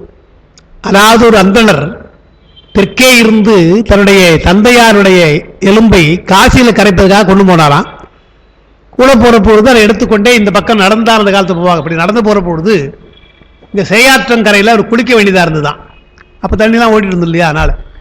அதனால அந்த பானையை அப்படியே கூட வந்த அந்த வேலைக்காரர்கிட்ட அப்படியே வச்சுக்கப்பா என்று சொல்லிட்டு குளிக்க போனாராம். இவன் சும்மா இல்லாம அப்படி திறந்து பார்த்தானா. திறந்து பார்த்தா மல்லிகை பூவா இருந்ததுதான். மொத்தமா மல்லிகை பூவா இருந்ததா. மூடிட்டான் டக்குன்னு. ஒன்றும் சொல்லலை. அப்புறம் அங்கே போயிட்டு காசியில் போய் கரைக்கிறதுக்காக எடுக்கிற பொழுது அங்கே எலும்பா இருக்குது. அவன் வியந்து சொன்னானா, ஐயா தப்பாக நினைக்காதீங்க, நீங்கள் அந்த செய்யாற்றங்கரில் குளிச்சிங்க இல்லையா, அப்போ நான் தெரியாமல் திறந்து பார்த்தேன். அப்போ ஒரே மல்லிகை பூவா அது வாசத்தோடு இருந்தது. இங்கே எலும்பா இருக்குதே அப்படின்னானா. அடப்பா இதை அப்பயே சொல்லக்கூடாதா, இங்கே சொல்கிறே என்று சொல்லி காசிக்கு இணையாக கடம்பவனம் என்று சொல்லியிருக்கலாம் பெருமான். எனவே இங்கே கரைக்கலாம் என்று அதை எடுத்து கொண்டு இங்கே கரைத்தார் மறுபடியும். ஒரு அந்த புராண வரலாற்று வருது. அதாவது இப்போ நம்ம பக்கத்தில் ஒருவேளை காசிக்கு போக முடியவில்லை என்றால் இன்றைக்கு அந்த பக்கம் போகலாம். கடம்பவரத்துக்கு போய் இந்த கோயில் பக்கத்தில் செய்யாற்றங்கரையில் தான் அந்த எலும்பை கரைக்கிறார்கள். தண்ணீர் கிடையாது, எனவே புதைக்க வேண்டியதாக இருக்குது. என்னுடைய தந்தையார் தினம் அப்படி தான் செய்த. ஏன்னா அவங்க இங்கே தானே காலமானாங்க. அவங்கள்தையும் நான் எடுத்து போய் அங்கே தான் கோயிலுக்கு பின்னால் தான் நம்ம அதை செய்தோம். அந்த முறை அந்த அத்தினா எலும்புன்னு அர்த்தம். எலும்பு அந்த அத்தி பழுத்தல் என்றால் அந்த எலும்பு பழுத்த உடம்புன்னு அர்த்தம். உடம்பு முதுமை அடைய அடைய எலும்பு தான் ரொம்ப ஜாக்கிரதையாக இருக்கணும். சீக்கிரமாக உடைந்து போச்சுன்னா சீக்கிரமாக அது கூடாது. அதே போல் வயதானால் கீழே விழக்கூடாதுன்னு சொல்கிறாங்க. அதுதான் விழுந்துட்டா எழுந்துக்க முடியலன்னா அதான் அவனுக்கு கடைசி காலம் போல் அதெல்லாம் சொல்கிறாங்க. இதெல்லாம் நம்ம அடிக்கடி பார்க்குற ஒரு விஷயம். எனவே எலும்பு என்பது மிக முக்கியமான ஒன்று. பெருமான் எல்லா உயிர்களையும் பல உயிர்களுக்கு எலும்பே இல்லாமல் படைச்சிருக்கிறான். நமக்கெல்லாம் எலும்போட படைச்சிருக்கிறான் இல்லையா? அதைத்தான் சொல்றாரு வள்ளுவர். என்பிலதனை வெயில் போல காயுமே அன்பிலதனை அறம்னார். எலும்பில்லாத உடம்பெல்லாம் வெயில் காயுது, நீ அன்பில்லை என்று சொன்னால் அறம் காயும். ஒன்று நீ எலும்பு இருக்கிறதுனால வெயில் காயாது. ஒன்று வெயிலுக்கு ஒன்று கிடையாது, வெயில் போயிடுவேன். ஆனால் அன்பில்லை என்றால் அறம் உனக்கு அந்த வெயில் போல காயும் என்றால் எப்படி புழுவை அந்த வெயில் சுட்டு எரிக்கிறதோ அதுபோல் அறம் உன்னை சுட்டு எரிக்கும் என்று அவர் பாடுறார். அதனால அத்தி எலும்பு, அதில் பழுத்த பழம் உடம்பு. அரைக்கீரை என்பதற்கு இல்லையா, அறுக்க அறுக்க தளிர்த்து வளர்கின்ற ஒன்று உடம்பு இருக்கிறதே. இந்த உடம்பு போனால் இன்னொரு உடம்பு வருகிறது, இன்னொரு உடம்பு வருகிறது. அரைக்கீரை போல எடுத்து அடிக்க எடுக்க அது வந்துகிட்டே இருக்கு இல்லையா?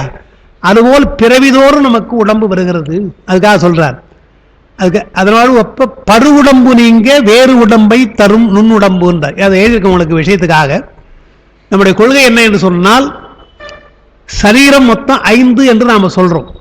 அதை 3ஆவது சொல்ற வழக்கம் உண்டு, 5ஆவது சொல்ற வழக்கம் உண்டு. 3 சரீரம் என்றால் தூல உடம்பு, சூக்கும் உடம்பு, அதிசூக்கும் உடம்பு அல்லது பர உடம்புன்னு சொல்லலாம், பரசரீரம் சொல்லலாம். 5ஆவது சொல்லுகிற பொழுது தூல உடம்பு, சூக்கும உடம்பு, குணம் குணசரீரம், குண உடம்பு, அது பண்புடம்பு என்று தமிழ் சொல்லுவாங்க. இப்ப கலை வித்தை அராகம் சொன்னோம் இல்லையா, அது கஞ்சிகம் சொல்லி சட்டை. எனவே அது போர்ப்புடம்பு என்று தமிழ்ல அப்பா எழுதியிருக்காங்க. போர்ப்புடம்பு அல்லது கஞ்சிக சரீரம். அதற்கு மேற்பட்டு காரண சரீரம் என்று மாயா சரீரம். இந்த 5 சரீரம் நமக்கு இருக்கிறது என்று சொல்லி இது சைவ சித்தாந்தம் சொல்லுகிறது. உபநிடதங்களே அது வருகிறத பார்க்கிறோம்.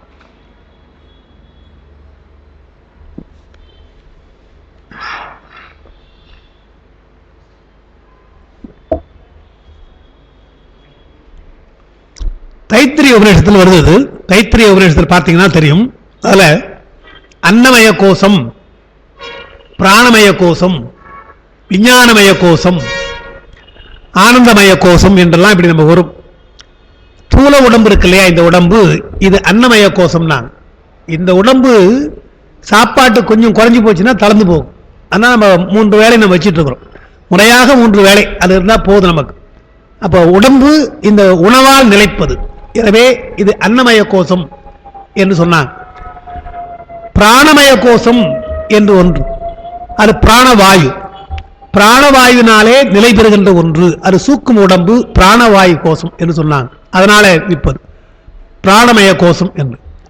மனோமய கோஷம், அதுதான் இப்ப சொன்ன சித்தம், குணசரீரம் என்ற மனோமய கோஷம் என்று சித்தம். அதற்கு மேற்பட்டு விஞ்ஞானமய கோஷம் என்று உயிருக்கு அறிவு தருகின்ற உடம்பு. அதான் கலை வித்தை அராகம் என்று சொல்ற விஞ்ஞானமய கோஷம் என்று. கடைசியாக மாயை, அது காரணம், அது ஆனந்தமய கோஷம் என்று 5ஆ வைத்து பிறகு எப்படி பார்க்கணும்? அதை உங்களுக்கு அறிவு வேலை செய்கிறது என்றால் அப்ப விஞ்ஞானமய கோஷம் வேலை செய்யுது. பண்போடு நாம் இருக்க வேண்டும் என்று எண்ணி பண்போடு நடந்து கொண்டால் அது குணசரீரம் வேலை செய்யுது. தூல உடம்பினாலே செயல் செய்தால் அயர்வு தோன்றுகிறது, எனவே உணவு வேண்டும் என்று சூக்கும் உடம்புதான் இதை இயக்குகிறது என்றான். சூக்கும் உடம்புதான் தூல உடம்பை இயக்குகிறது. ஏனென்றால் சூக்கு உடம்புடைய காம்பினேஷன் அதெல்லாம் என்னென்ன என்றால், நிலம் நீர் தீ காற்று சொல்வது போல இந்த தூல உடம்புக்கு நிலம் நீர் தீ காற்று இதெல்லாம் நமக்கு சொந்தம். மகாபூதங்களாலே தானது. நுண்பூதங்கள் என்று சொல்லுகின்ற சுவை ஒளி ஊறு ஓசை நாற்றம் என்ற புலன்கள், தன்மாத்திரைகள் சொல்வாங்க. அது மட்டுமல்ல, மனம் புத்தி அகங்காரம், இந்த 3ம் சேர்ந்தால் சூக்கும் உடம்பு.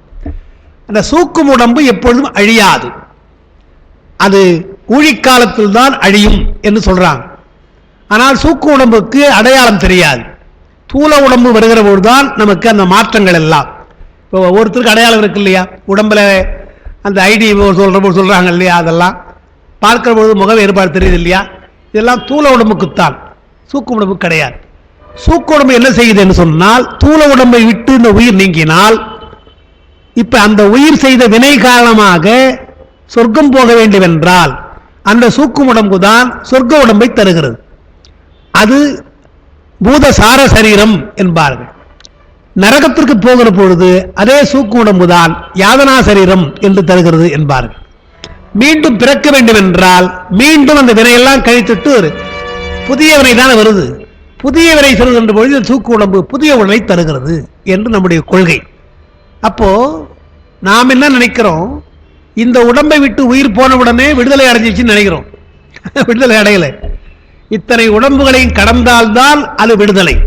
அப்போதான் பெருமானுடைய திருவிடையை சேர்தல். திருவிடையை சேர்கிற பொழுது இந்த உடம்பு எதுவும் அவசியம் கிடையாது. தனி உலகம். ஆமா, ஒன்றும் தனி உலகம். அதான் அவங்க சொல்றாங்க இல்லையா, தனி உலகம். அதெல்லாம் ஒன்றொன்று தனி உலகம். அந்த உயிருக்கு அங்கங்க இருக்குன்றாங்க. இறைவனிடத்தில் போய்விட்டால் எந்த உடம்பும் நமக்கு தேவை கிடையாது என்று சொல்றாங்க. இப்போ அதில் கேட்குறாங்க, அதெல்லாம் கேள்வி வருது. நம்ம விளக்குற பொழுது நாம் உங்களை மாதிரி இவங்க கேட்குறவங்க இல்லை, புறச்சபைத்தாலும் கேட்குறாங்க. என்ன கேட்குறாங்க என்றால், அந்த உடம்புலாம் அப்படி போது வருது, சொல்றது போது வருதுன்றீங்களே, ஏன் நமக்கு நினைவு இருக்க மாட்டேங்குது, அடுத்த பிறப்புற பொழுது ஞாபகம் இருக்கலாம் இல்லையா என்று. இது ஒரு பெரிய விஷயங்க. இப்போ பெருமான் இப்போ மறைப்பு சக்தின்னு ஒன்று சொல்லும். பெருமான் மறைக்கிறான்னு சொல்லும். அந்த மறைப்பு நமக்கு நன்மை. முதல் விஷயம் நன்மைன்னு வைத்துக்கணும். அடிப்படையாக நீங்க பார்த்தீங்கன்னா, பிறந்தவர்கள் எப்பொழுது இறக்கப் போகிறார்கள் என்பது தெரியாது. அது ஒருவேளை தெரிஞ்சு போச்சுன்னா உலகத்தை எந்த எண்ணமும் கிடையாது, உழைக்கவே மாட்டான், வீட்டிலே உட்கார்ந்து இருப்பான். நான் அப்ப போறேன்னு என்றால், நிலையான என்று இருந்தாலும் நீண்ட நாள் வாழப்போகிறோம் என்ற ஒரு எண்ணம் எல்லாருக்கும் இருக்கிறதுனால உழைச்சிட்டு இருக்கிறோம். அப்போ இறப்பு நாள் என்பதை அவன் மறைத்திருக்கிறான். அதே போல அங்க என்ன நடக்கிறது, சொர்க்க நரகத்தில் என்ன நடக்குது என்பதை நினைவு கொண்டால் இந்த வாழ்க்கை டிஸ்டர்ப் ஆயிடும். உங்களுக்கு உலக வாழ்க்கை டிஸ்டர்ப் ஆயிடும். இதை ஒழுங்கா அனுபவிக்கணும். ஏன்னா இருக்கிற வினையெல்லாம் அனுபவிச்சுட்டு வரணும். நீ நன்மை தீமை எல்லாத்தையும் அனுபவிக்கணும். அந்த நினைவு உனக்கு குறுக்கிட்டால், இப்ப நமக்கு கூட சாதாரணமா ஏதோ ஒரு நல்லா ஆழ்ந்து படிக்கணும்னு நினைச்சிட்டு உட்காருவோம். வீட்டில் ஏதோ ஒரு பிரச்சனை வந்துருச்சுன்னு வச்சுங்க, சண்டை போட்டு வந்து உட்கார்ந்தா படிக்க முடியாது இல்லையா? அதே ஞாபகம் இருக்கும். வேற ஒரு டிஸ்டர்பன்ஸ் வந்து சொன்னா நம்மளால கான்சென்ட்ரேட் பண்ண முடியாது. அதுபோல இந்த வாழ்க்கை உனக்கு சொந்தம், இதுல இருந்து கடந்தெல்லாம் உற்று என்று அவன் மறக்கடிக்கிறான் என்று. அந்த இயல்பா நாம் எப்படி சொல்றோம் என்றால், தூங்கி விட்டு எழுந்துக்கிறோம் இல்லையா, தூங்குகிற பொழுது கனவு காட்டுறோம் இல்லையா, கனவு கண்டவனே எழுந்துக்கிறோம், கனவு மறந்து போகுது. நமக்கு என்னமோ அப்படி வந்தான் கொண்டா அப்படியே லேசா இருக்குது, யோசிக்க மறந்து போகும், கட்டாயம் மறந்து போகும். கனவை நம்ம கதை மாதிரி சொல்லவே முடியாது. அது என்ன காரணம் என்றால், கனவு காண்பது சூக்கும் உடம்பு, தூல உடம்பு இல்லை. சூக்கும் உடம்பின் துணையோடு அந்த உயிர் கனவு காணுகிறது. கனவு விழித்த உடனே அந்த உயிர் தூல உடம்புக்கு மாறிடுச்சு, இங்க வந்துடுச்சு, டிரான்ஸ்பர் ஆகி போகுது. சூக்கும் உடம்பு விட்டு இங்க வந்தாலே மறந்து போகுதுன்னா, இத்தனை உடம்புகளை விட்டு வந்தா அது எப்படி ஞாபகம் வச்சுக்கோம் இல்லையா? சூக்கும் உடம்பு விட்டு இடத்திலே தூல உடம்புக்கு வருகிற பொழுதே மறதி வருகிறது என்றால், அதுக்கப்புறம் இன்னொன்று கேட்கிறாங்க, தூல உடம்புலே இருக்கிறோம் இப்போ, அதில் ஒன்றும் சந்தேகம் கிடையாது. கனவெல்லாம் காணலை, நேற்று என்ன நடந்தது, நேற்று என்ன சாப்பிட்டேன் கேட்பாங்க, கேள்வி இல்லையா? யோசிக்க வேண்டியதாக இருக்கும்.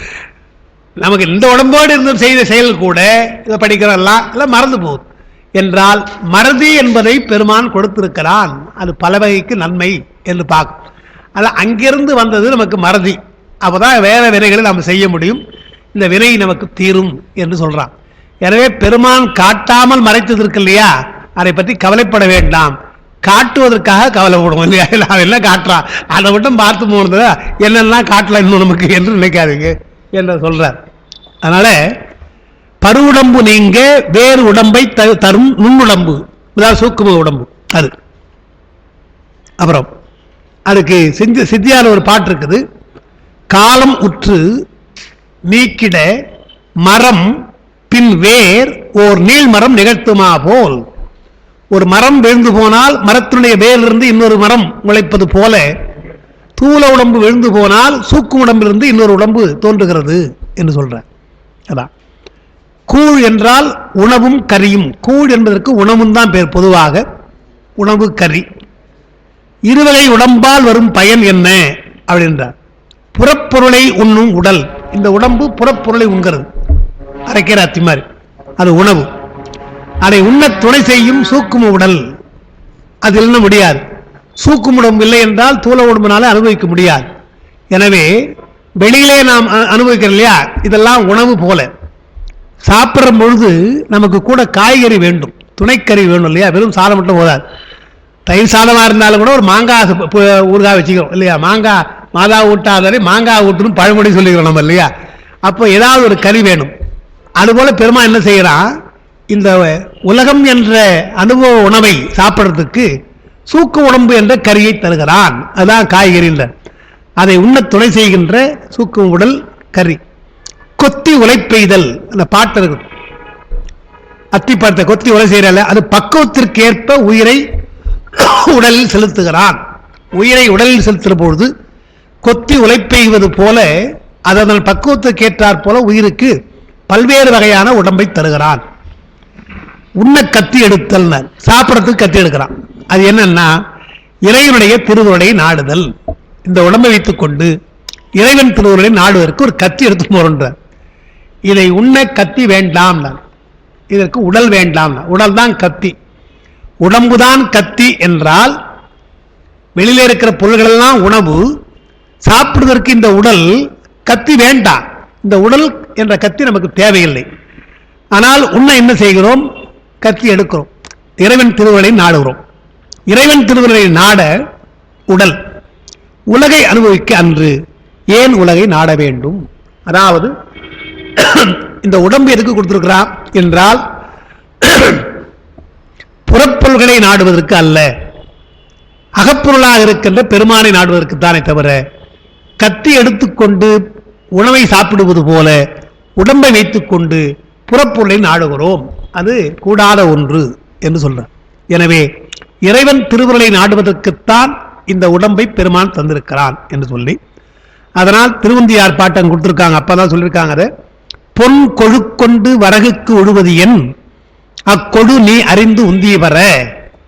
கொழு என்பது உழுவதற்குள்ள ஏற்கலப்பையினுடைய ஒரு முனை, கூறிய முனை, அதான் கொழு. அதுபோல உடம்பை கொடுத்திருக்கிறான். இந்த பொன்னால் ஆகியிருக்கிற கொழுவை வைத்துக் கொண்டு நிலத்தை உழக்கூடாது, முதல்ல மண்ணா போயிடும். அப்படியே போனா கூட பரவாயில்ல, நெல்லுக்கு உழுதா பரவாயில்ல, வரகுக்கு உழறான். எனவே ரெண்டு தப்பு பண்றோம். நாம உடம்பை வைத்துக் கொண்டு பெருமானை நாட வேண்டும், நாடுவது கிடையாது. புறப்பொருளையே நாடுகிறோம், அவனை மறந்துடுறோம். எனவே அந்த ரெண்டு தவறு நாம் செய்கிறோம். புறப்பொருளை நாடுதலும் பெருமானை மறத்துமா செய்கிறோம். அதுபோல் நெல்லுக்கு உழுதாலும் பரவாயில்லை, வரகுக்கு உழுவது போல என்று உடம்பை வைத்துக் கொண்டு சொல்றார். அப்புறம் இன்னொரு வரி, முத்தி முதலுக்கே மோக கொடி படர்ந்து அத்தி பழுத்தது என்று உந்திய வர அப்பழம் உண்ணாதே உந்திய வர என்று எழுதுகிறார். இதுவும் திருவந்தியால வரத்தான். முத்தி முதலுக்கே மோகக்கொடியினர். முத்தி முதல் என்றால் இந்த உடம்பின் மூலமாக அடைவது எது? முத்தி. அதுதான் முதல். நமக்கு இந்த உடம்பின் மூலம் அடையணும். ஆனால் இந்த உடம்பை சுற்றிக் கொள்வது எது என்றால் மோகக்கொடி. மோகமாகிய கொடி படர்ந்தால் மரத்துக்கும் கேடு. கொடி படர்ந்தால் ஒட்டுள்ளின்னு சொல்லுவாங்க. ஒட்டுள்ளி போல அந்த கொடி என்ன செய்யும், மரத்துக்குள்ளேயே வேறுட்டும். வேறுவிட்டு அங்க இருக்கிற சத்தெல்லாம் எடுத்துக்கும், மரம் செத்து போகும். அதுபோல மோகமாகிய கொடி படர்ந்தால் உடலுக்கு கேடு. அதான் சொல்றார். அதனால என்ன ஆகுறது, அத்தி பழுத்தது. இந்த எலும்பு வீணாக பழுத்தது என்றால் உடம்பு பழுத்து போச்சுன்றார். அப்பழம் உண்ணாதே உந்திய வர. எனவே முத்திப்பழத்தை உண்ண வேண்டும், நீ அத்திப்பழத்தை உண்ணுகிறாய் அப்படின்னு சொன்னார் இல்லையா. முத்திப்பழம் தான் நமக்கு இருக்கணும், அது இல்லையே. அத்திப்பழத்துக்கு ஆசைப்படுறேன் என்றால் நமக்கு பழமொழியே உண்டு இல்லையா, அத்திப்பழம் தான், ஆனால் பிட்டால் அவ்வளவும் புழு என்று நமக்கு சொல்றோம் இல்லையா. அது நம்முடைய திருக்கழிப்படியாலும் வருகின்றது. முத்தி முதலுக்கே மோக கொடி படர்ந்து அத்தி பழுத்தது அருள் என்னும் கத்தியினால் மோகக்கொடி அறுக்கன்னார். உன்னுடைய மோகத்தை அறுக்க வேண்டும் என்றால் அருள் என்கின்ற கத்தி, பெருமானுடைய அருள் தான் கத்தியாக இருந்து கொடி அறுக்கும். மோகக்கொடி அறுக்க முத்தி பழம் பழுக்கும். அந்த முத்தியாக பழம் பழுக்க வேண்டும் என்றால் மோகமாகிய கொடியை அறுக்க வேண்டும். அப்போது அந்த மரம் பழுக்கும் சொல்றார். ஏகக்கொடி எழும்கான் என்று பெருமானுடைய திருவருள் நமக்கு கிடைக்கும் வருகின்றார். அப்ப அதுல விளக்கம் எழுதுறாங்க. உலகப் பயன் கருதிய வழிபாடு காமிய வழிபாடு, பயன் பயன் கருதாதது நிஷ்காமிய வழிபாடு அப்படி சொல்லிட்டு, காமிய வழிபாடு முடியும் முன்னே நிலையாமையால் பிறவி முடிந்து விடுவதால் மீண்டும் பிறவிக் கடலுள் புக வேண்டி உள்ளது. நிலையாமை உணர்ந்து காமிய வழிபாட்டை விடுக. அதான் அவருடைய அர்த்தம். இந்த அத்தி படம் அரைக்கீரை நல்வித்து என்றுக்கு என்ன அவர் சொல்லுகிறார் என்றால், உன்னுடைய உடம்பினாலே ஒன்று புறப்பொருள்களிலே நாடி பெருமானை மறக்கிறோம், அது பெரிய தவறு. இன்னொன்று புறப்பொருளை இறைவனை மறக்கவில்லை என்றாலும் புறப்பொருளுக்காக வணங்குகிறோம். புறப்பொருள் கிடைக்கவில்லையே என்று நாம் என்ன விரும்புகிறோமோ உலகத்தில், அது கிடைக்கவில்லை என்று வழிபாடு செய்கிறோம். அப்ப வழிபாட்டினுடைய நோக்கமே தவறா போச்சு. இந்த உடம்பை பெருமான் கொடுத்தது முக்தி பெறுவதற்காகத்தான் கொடுத்தான். ஆனால் சித்தி பெறுவதற்காக, உலகத்தினுடைய பயனை பெறுவதற்காக நாம் பெருமானை வழிபடுகிறோம். அது காமிய வழிபாடு. அந்த காமிய வழிபாட்டை நீங்கள் நீக்க வேண்டும். நீக்கினால் நிஷ்காமிய வழிபாடு உங்களுக்கு வரும். காமிய வழிபாடுனா வழிபாடு சிறந்தது தான், தப்பில்லை. வழிபாட்டினாலே ஒரு பயன் உங்களுக்கு வருகிறது. ஆனால் அந்த பயனால் உலக பயனை விட முடியல உங்களால, வினை. எனவே பெருமானை வணங்கியும் கூட பிறவி நீங்காமை என்று இருக்கு இல்லையா, அது எவ்வளவு பெரிய தவறு. பெருமானை வணங்காமல் பிறவி வந்தா கூட பரவாயில்ல, பெருமானை வணங்கிக் கொண்டே பிறகு வருது சொன்னா யாரை குற்றமா சொல்றது இல்லையா. அந்த டாக்டர் போனோம்பா, அவன் கொடுக்குற மருந்து சரியா இல்லைன்றான். டாக்டர் போய் நம்ம சொல்லலாமா, உனக்கு அது ஒத்துக்கல, உனக்கு ஒத்துக்கால போச்சு உடம்புன்னு சொன்னா டாக்டர் போய் குறை சொல்றதா? அதுபோல் பெருமான் கொடுத்த இந்த உடம்பை வைத்துக் கொண்டு பிறவி நீக்கம் சொன்னா உலகப்பயனை கருதி விழுந்தால் அல்ல காமியம் தான். காமிய வழிபாட்டினாலே பெருமானை வணங்கினால் பிறவி நீங்காதுன்னு சொல்லிட்டார். சொல்லிட்டு அப்பருடைய பாட்டப்பா எடுத்து போட்டுருக்காங்க. காமியம் செய்து காலம் கழியாதே. காமியம் செய்து காலம் கழியாது என்ன? பொதுவாக மாணிக்கவாசகர் பாடுற பொழுது கண்ணை துயின்று அவமே காலத்தை போக்காதே என்ன. பெருமானையினுடைய நினைவில்லாமல், திருவம்பாயில பாட்டு தான் அது, விடியற்காலையில் இருந்தா பெருமான் நினைக்கலாம், அதெல்லாம் தூங்குறையே என்று உன்னுடைய காலத்தை இப்படி போக்குகிறாயே என்று கண்ணை துயின்று அவமே என்ன காலத்தை போக்காது என்ன. இவரை சொன்னார், வீழ்ச்சிக்கிட்டு என்ன பண்ற, பெருமாட்ட போய் கேட்க ஆரம்பிச்சிட்டு இல்லையா, அதோட தூங்கிட்டே இருந்திருக்கலாம் இல்லையா. காமியம் செய்துள்ளார். வழிபாடு செய்கிற பொழுது இது வேண்டும் அது வேண்டும் என்று தேவைகளுக்காக நீ வழிபாடு செய்தால் அது காலம் கழிப்பது போல உன்னுடைய பிறவி நீக்கத்திற்கு அது வழி அல்ல என்று சொல்றார். அதுக்கு தான் ஒரு பாட்டு திருவருட்பயல்ல அப்பா மேற்கோள் காட்டிருக்காங்க. பரப்பமைந்து கேண்மின் இது பார்க்கலன் மேல் பூஞை கரப்பருந்த நாடும் கடன். நல்ல ஓமை, திருவருட்பயல்ல நல்ல ஓமை வரும். உமாபரிசமும் அழகா சொல்லியிருக்கிறார். என்ன சொல்றார்? எப்படி குருஞான சம்பந்தர் பரபரக்க வேண்டாம் பலகாலம் சொன்னேன்னு சொன்னாரோ அதுபோல அவர் சொல்றார், பரப்பு அமைந்து கேண்மின், பரபரக்காத, உட்கார், அமைதியாக, மனம் அமைதியாக இருந்து கேள், சலரப்படாமல் நீ கேள்னார். அந்த சலனத்துக்கு எத்தனையோ சொன்னார்கள். மாணிக்கவாசகரே திருப்பள்ளி எழுச்சியில பப்பர வீட்டிருந்து உணரும் நின் அடியார் எப்படி உணர்கிறார்கள் என்றால் பப்பு அரணர். பரப்புக்கு பப்புன்னு வருது, வேற ஒன்றும் இல்லையா. ஏன்னா அவசரமா சொல்லிட்டாரா, அதையும் பரபரப்பு சொல்லிட்டாரா இல்லையா. பரப்புன்னு சொல்றது அவ்வளவு அவசரமா எழுதுவாங்க சில பேர். அதனால பரப்பு அறன்னு அர்த்தம். பரப்பு அற, பப்பற வீட்டிருந்து என்றால் அங்கிருந்து விடுதலை பெற்றது அர்த்தம். உலகப் பொருளெல்லாம் உனக்கு பரபரப்பு தருது அல்லவா, அதிலிருந்து வீடு, அதிலிருந்து விடுதலை. வீட்டிருந்து அங்கிருந்து விலகி இருந்து உணரும் நின் அடியார் பழங்குடியில் தோறும் எழுந்து அருடைய பரனேன்னார். திருவாசகத்தில் 2 இடம் அப்படி வருது. அந்த திருவம்பாயில சொல்லுகிற பொழுது இங்கு நம் இல்லங்கள் தோறும் எழுந்தருளி என்று வருது. இங்கு நம் இல்லங்கள் தோறும் எழுந்தருளி வருது. திருப்பள்ளி எழுச்சியில பழங்குடியில் தோறும் எழுந்தருளின்னு வருது. அங்க இல்லம் குடில் 2 ஒன்றுதான், இருந்தாலும் இல்லங்கள் தோறும் குடில் பழங்குடியில் தோறும் என்று வருது. அந்த 2த்துக்கு வேறுபாடு சொல்ற பொழுது உடையாசிரியர் எழுதுறாங்க, அப்பா வந்து எப்படிதான் எழுதுறாங்க. இல்லங்கள் தோறும் எழுந்தருளி என்பது இருக்கு இல்லையா, அது வந்து திருவீதி உலா, கோயிலில் உற்சவம் நடக்கிற பொழுது ஒவ்வொரு வீடாக சுவாமி வரார் இல்லையா, வரும்போது நம்ம தீபாரணம் காண்பிக்கிறோம் இல்லையா, அதை சொல்றார். பெருமான் நமக்காக வீட்டோடு வருகிறான், கோயிலுக்கு வர முடியாது இருப்பாங்க இல்லையா, முதியவர்கள் இருக்கலாம், கோயிலுக்குள்ளே வர முடியாத சில உயிர்கள் இருக்கலாம். அதற்கெல்லாம் காட்சி தருவதற்காகவும் மீட்சி தருவதற்காகவும் தான் வருகிறான் பெருமான் என்று அந்த உற்சவத்தினுடைய நோக்கத்தை சொல்வாங்க. அப்ப இங்கு நம் இல்லங்கள் தோறும் எழுந்தருளி என்றால் உற்சவ விளக்கமாக அவன் சொல்லுகிற பொழுது திருவீதி உலா வர வேண்டும் பெருமான், அதான் வரணும். கோயில் சாதாரணமாக இருக்கிறது, நாமெல்லாம் போய் கும்பிடுறோம். ஆண்டுக்கு ஒரு முறை பிரம்மோற்சவம் செய்கிற பொழுது வீதி உலா வர வேண்டும் என்று வைத்திருக்கிறார்கள். காஞ்சிபுரத்தில் பார்க்கலாம், எப்படியாவது ஏதாவது ஒரு சாமி போயிட்டே இருப்பாரு. பார்த்தீங்களா, காஞ்சிபுரத்தில் போனீங்கன்னா ஏதாவது ஒரு திருப்பக்கம் சாமி போயிட்டு இருப்பாங்க. அது மாதிரி வீதி உலா வருகிற நோக்கம் என்ன என்று சொன்னால், கோயிலுக்குள்ளே வர முடியாதவர்களுக்கும் கோயிலுக்குள்ளே வரக்கூடாத சில நாய் போல எல்லாம் இருக்கு இல்லையா உயிர்கள், அதுபோல அதற்கெல்லாம் அருள்வதற்காக வருகிறான். அதுக்கப்புறம் தீட்சையாக அவருடைய இது தீட்சை, உற்சவம் என்பது தீட்சையாக சொல்லுகிறார்கள். தீட்சை செய்வது போல பெருமான் வருகிறான். தரிசனம் செய்தால் அது ஒரு வகையில் தீட்சை தான் அது சொல்றாங்க. அதுக்கடுத்து இன்னொன்று சொல்றாங்க, தீட்சை செய்து தீட்சை வாங்கி கொண்டு அந்த பூஜையை சரியாக செய்ய முடியாமல் தவறி போனால், தவறி போறது இல்லையா, கோயிலில் என்ன பண்ணுவாங்க என்றால் ஆண்டுதோறும் பவித்ரோற்சவம் பண்ணுவாங்க.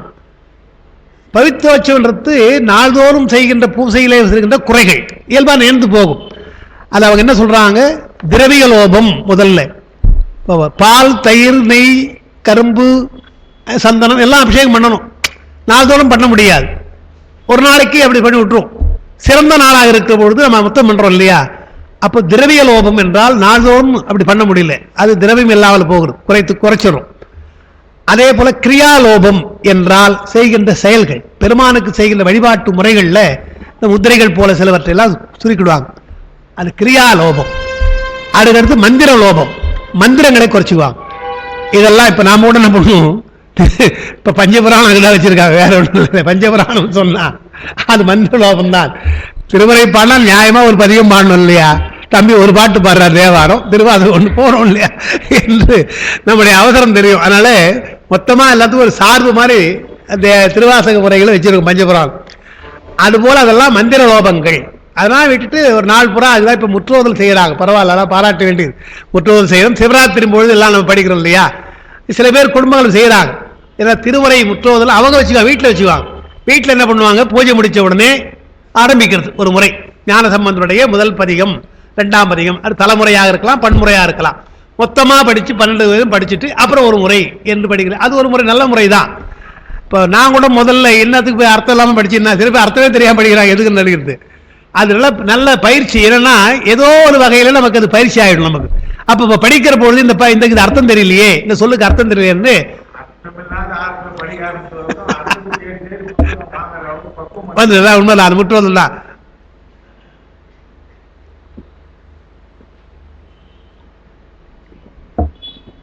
அதனால அந்த மந்திரலோபம், திரவியலோபம், கிரியாலோபம் இருக்கு இல்லையா, அதற்காக மாற்று செய்வதற்காக பவித்ரோற்சவம் என்று வைக்கிறார். அதுபோல பூஜை செய்வதற்கு சில குறைபாடுகள் நமக்கு ஏற்பட்டால், வீதி உலா வருகின்ற பெருமானை நாம் தரிசனம் செய்தால் அந்த குறைகள் எல்லாம் நமக்கு நீங்குகிறது. மறுநாள் முறையாக பூஜை செய்யலாம் என்பது போல பெரியவர்கள் எத்தனையோ வழியாக அதெல்லாம் வைத்திருக்காங்க, நாம் பார்க்கிறோம் அடிப்படையாக. அதனால பரபரப்புக்காக வந்தது. இந்த பரபரப்பு இருப்பதாக நமக்கெல்லாம் ஒன்றும் வரலன்றதுனால கடைசியாக சொல்லுவாங்க. ஆமா, ஒரு வார்த்தை சொல்றாங்க. அதாவது ஐயா சொல்றதா, பட்டினத்தாருடைய பாட்டை சொல்லுவாங்க நமக்கு சொல்றது. இன்னும் கூட சில பாட்டு இருக்குது, அதெல்லாம் அப்படிதான் சொல்லணும்னு கடைசியாக பாட்டு சிவபூஜை செய்து முடிக்கிற பொழுது இந்த பதிகத்தெல்லாம் பாட வேண்டும் என்று சில அதிகமாக இல்லை, சில பாட்டு பாட வேண்டும் என்று சொல்றாங்க. இப்போ படைக்கலமாக நாமத்தை எடுத்து கொண்டு அடைக்கலம் கண்டாய் என்னெல்லாம் வருது இல்லையா, அதுபோல சிலவற்றை சொல்லணும் என்று வருது. பட்டினத்தாருடைய பாட்டு அது. கல்லாப்படையும் கருதாப்படையும் கசிந்துருகிற எல்லாப்படையும் இருக்கு இல்லையா, அது சொல்லலாம். அப்பயே பிழை நீக்குவது தான் சொல்றாங்க. அதுபோல இந்த குற்றங்களை நீக்குவதற்காகத்தான் உற்சவம் என்பது போல காமிய பயனாக எங்கள் பெருமானை வழிபட்டால் அது பிறவியை நீக்காது, கொடுக்கிறான் பெருமான், அவனுடைய அருளால் தான் நம்ம பெறுகிறோம். ஆனால் அதனால்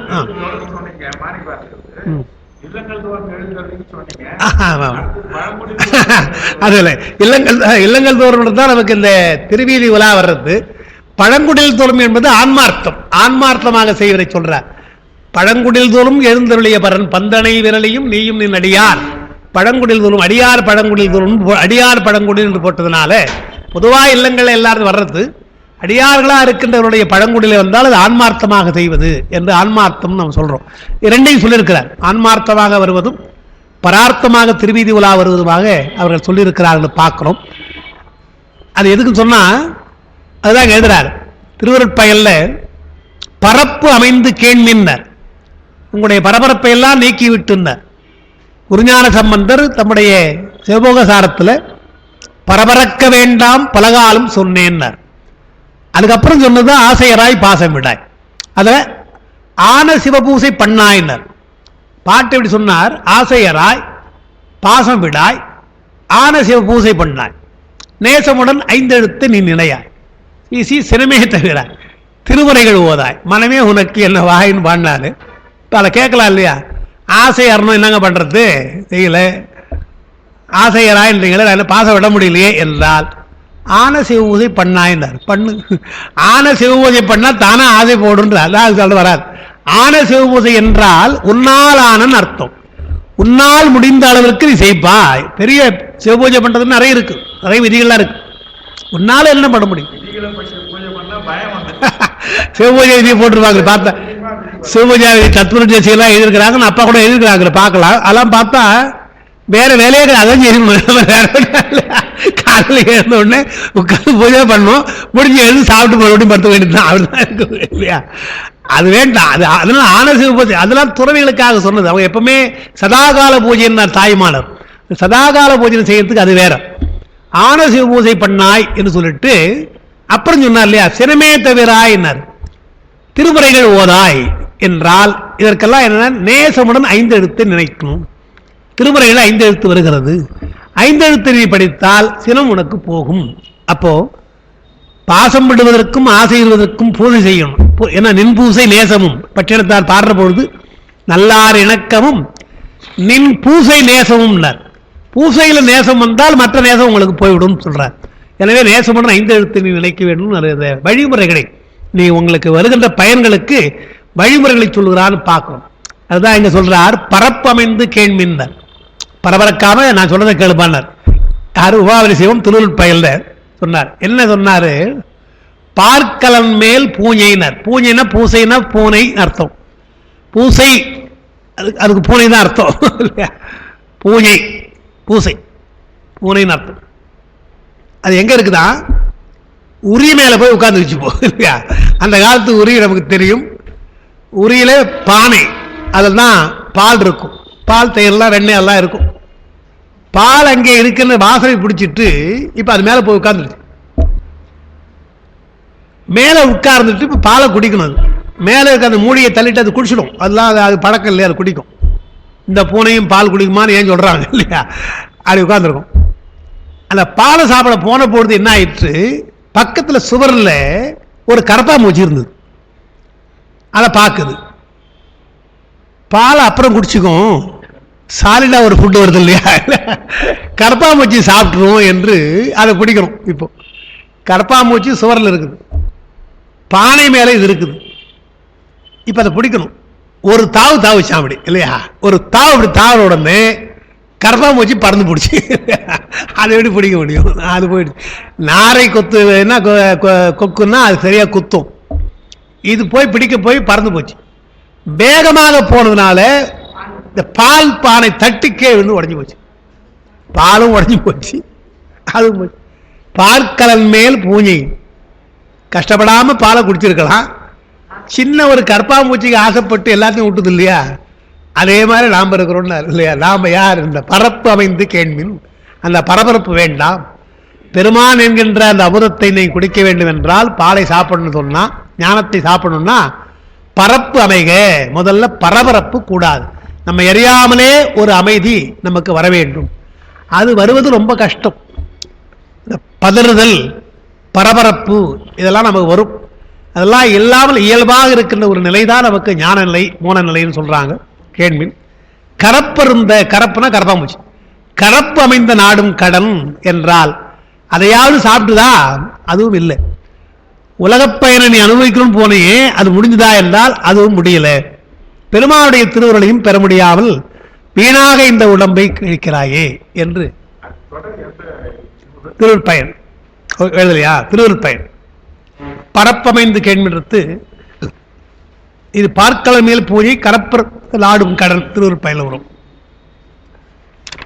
சரி, அதோட நமக்கு அந்த யாக்கை நிலையாமையை சொல்லும்பொழுது உடம்பை வைத்து நாம் எவ்வளவு செய்யலாம், பெரிய விஷயங்களை செய்யலாம் அல்லவா என்றார். நம்முடைய சிவஞானபுரத்தில் மெய்கண்டார் மாயா இயந்திர தனு, மாயா இயந்திர தனுன்னார். அதை எப்படி நாம் பார்க்க வேண்டும் என்றால், மனிதன் படைக்கின்ற எத்தனையோ இயந்திரங்கள், அதுவும் இயந்திரம்தான். ஆனால் ஏதாவது ஒரு சிறு குறை இருந்தால் அந்த இயந்திரம் பழுதுபட்டு போகும், ஒர்க் பண்ணல.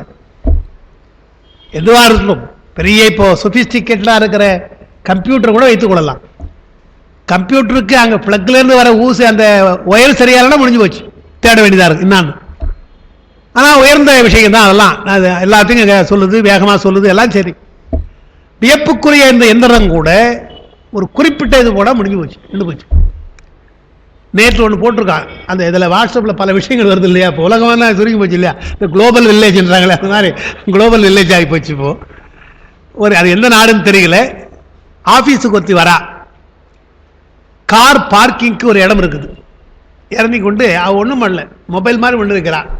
அதில் அந்த காருடைய இது தெரியுது, அதை இப்படி தட்டுறா, இங்கே உட்காந்து தட்டுறா, இறங்கிட்டு கார் நிற்குது பக்கத்தில் தட்டுறா. உடனே உள்ள கார்லேருந்து ஒன்று அப்படி திறக்குது, திறந்தது உடனே பிளிங்க் லைட்டில் பிளிங்க் ஆகுது, உடனே தட்டின உடனே புறப்படுது, தானாக போகுதுங்க. உள்ளே போய் அவருக்கு என்று உறவினர் இல்லையா, அங்கே எதையும் வேலை மோதாமல் பக்கத்தில் ஒரு கார் நிற்குது, இந்த பக்கம் ஒரு கார் நிற்குது, இடையில போய் ரிவர்ஸ் பண்ணி பேக் அடிச்சு ரிவர்ஸ் கீர் போட்டு கரெக்டாக போய் நின்று லைட் போட்டு நின்றுடுது. அப்புறம் ஆஃபீஸ் முடிச்சு வரா, அங்கேருந்தே கூப்பிட்றா, கரெக்டாக வந்துடுது.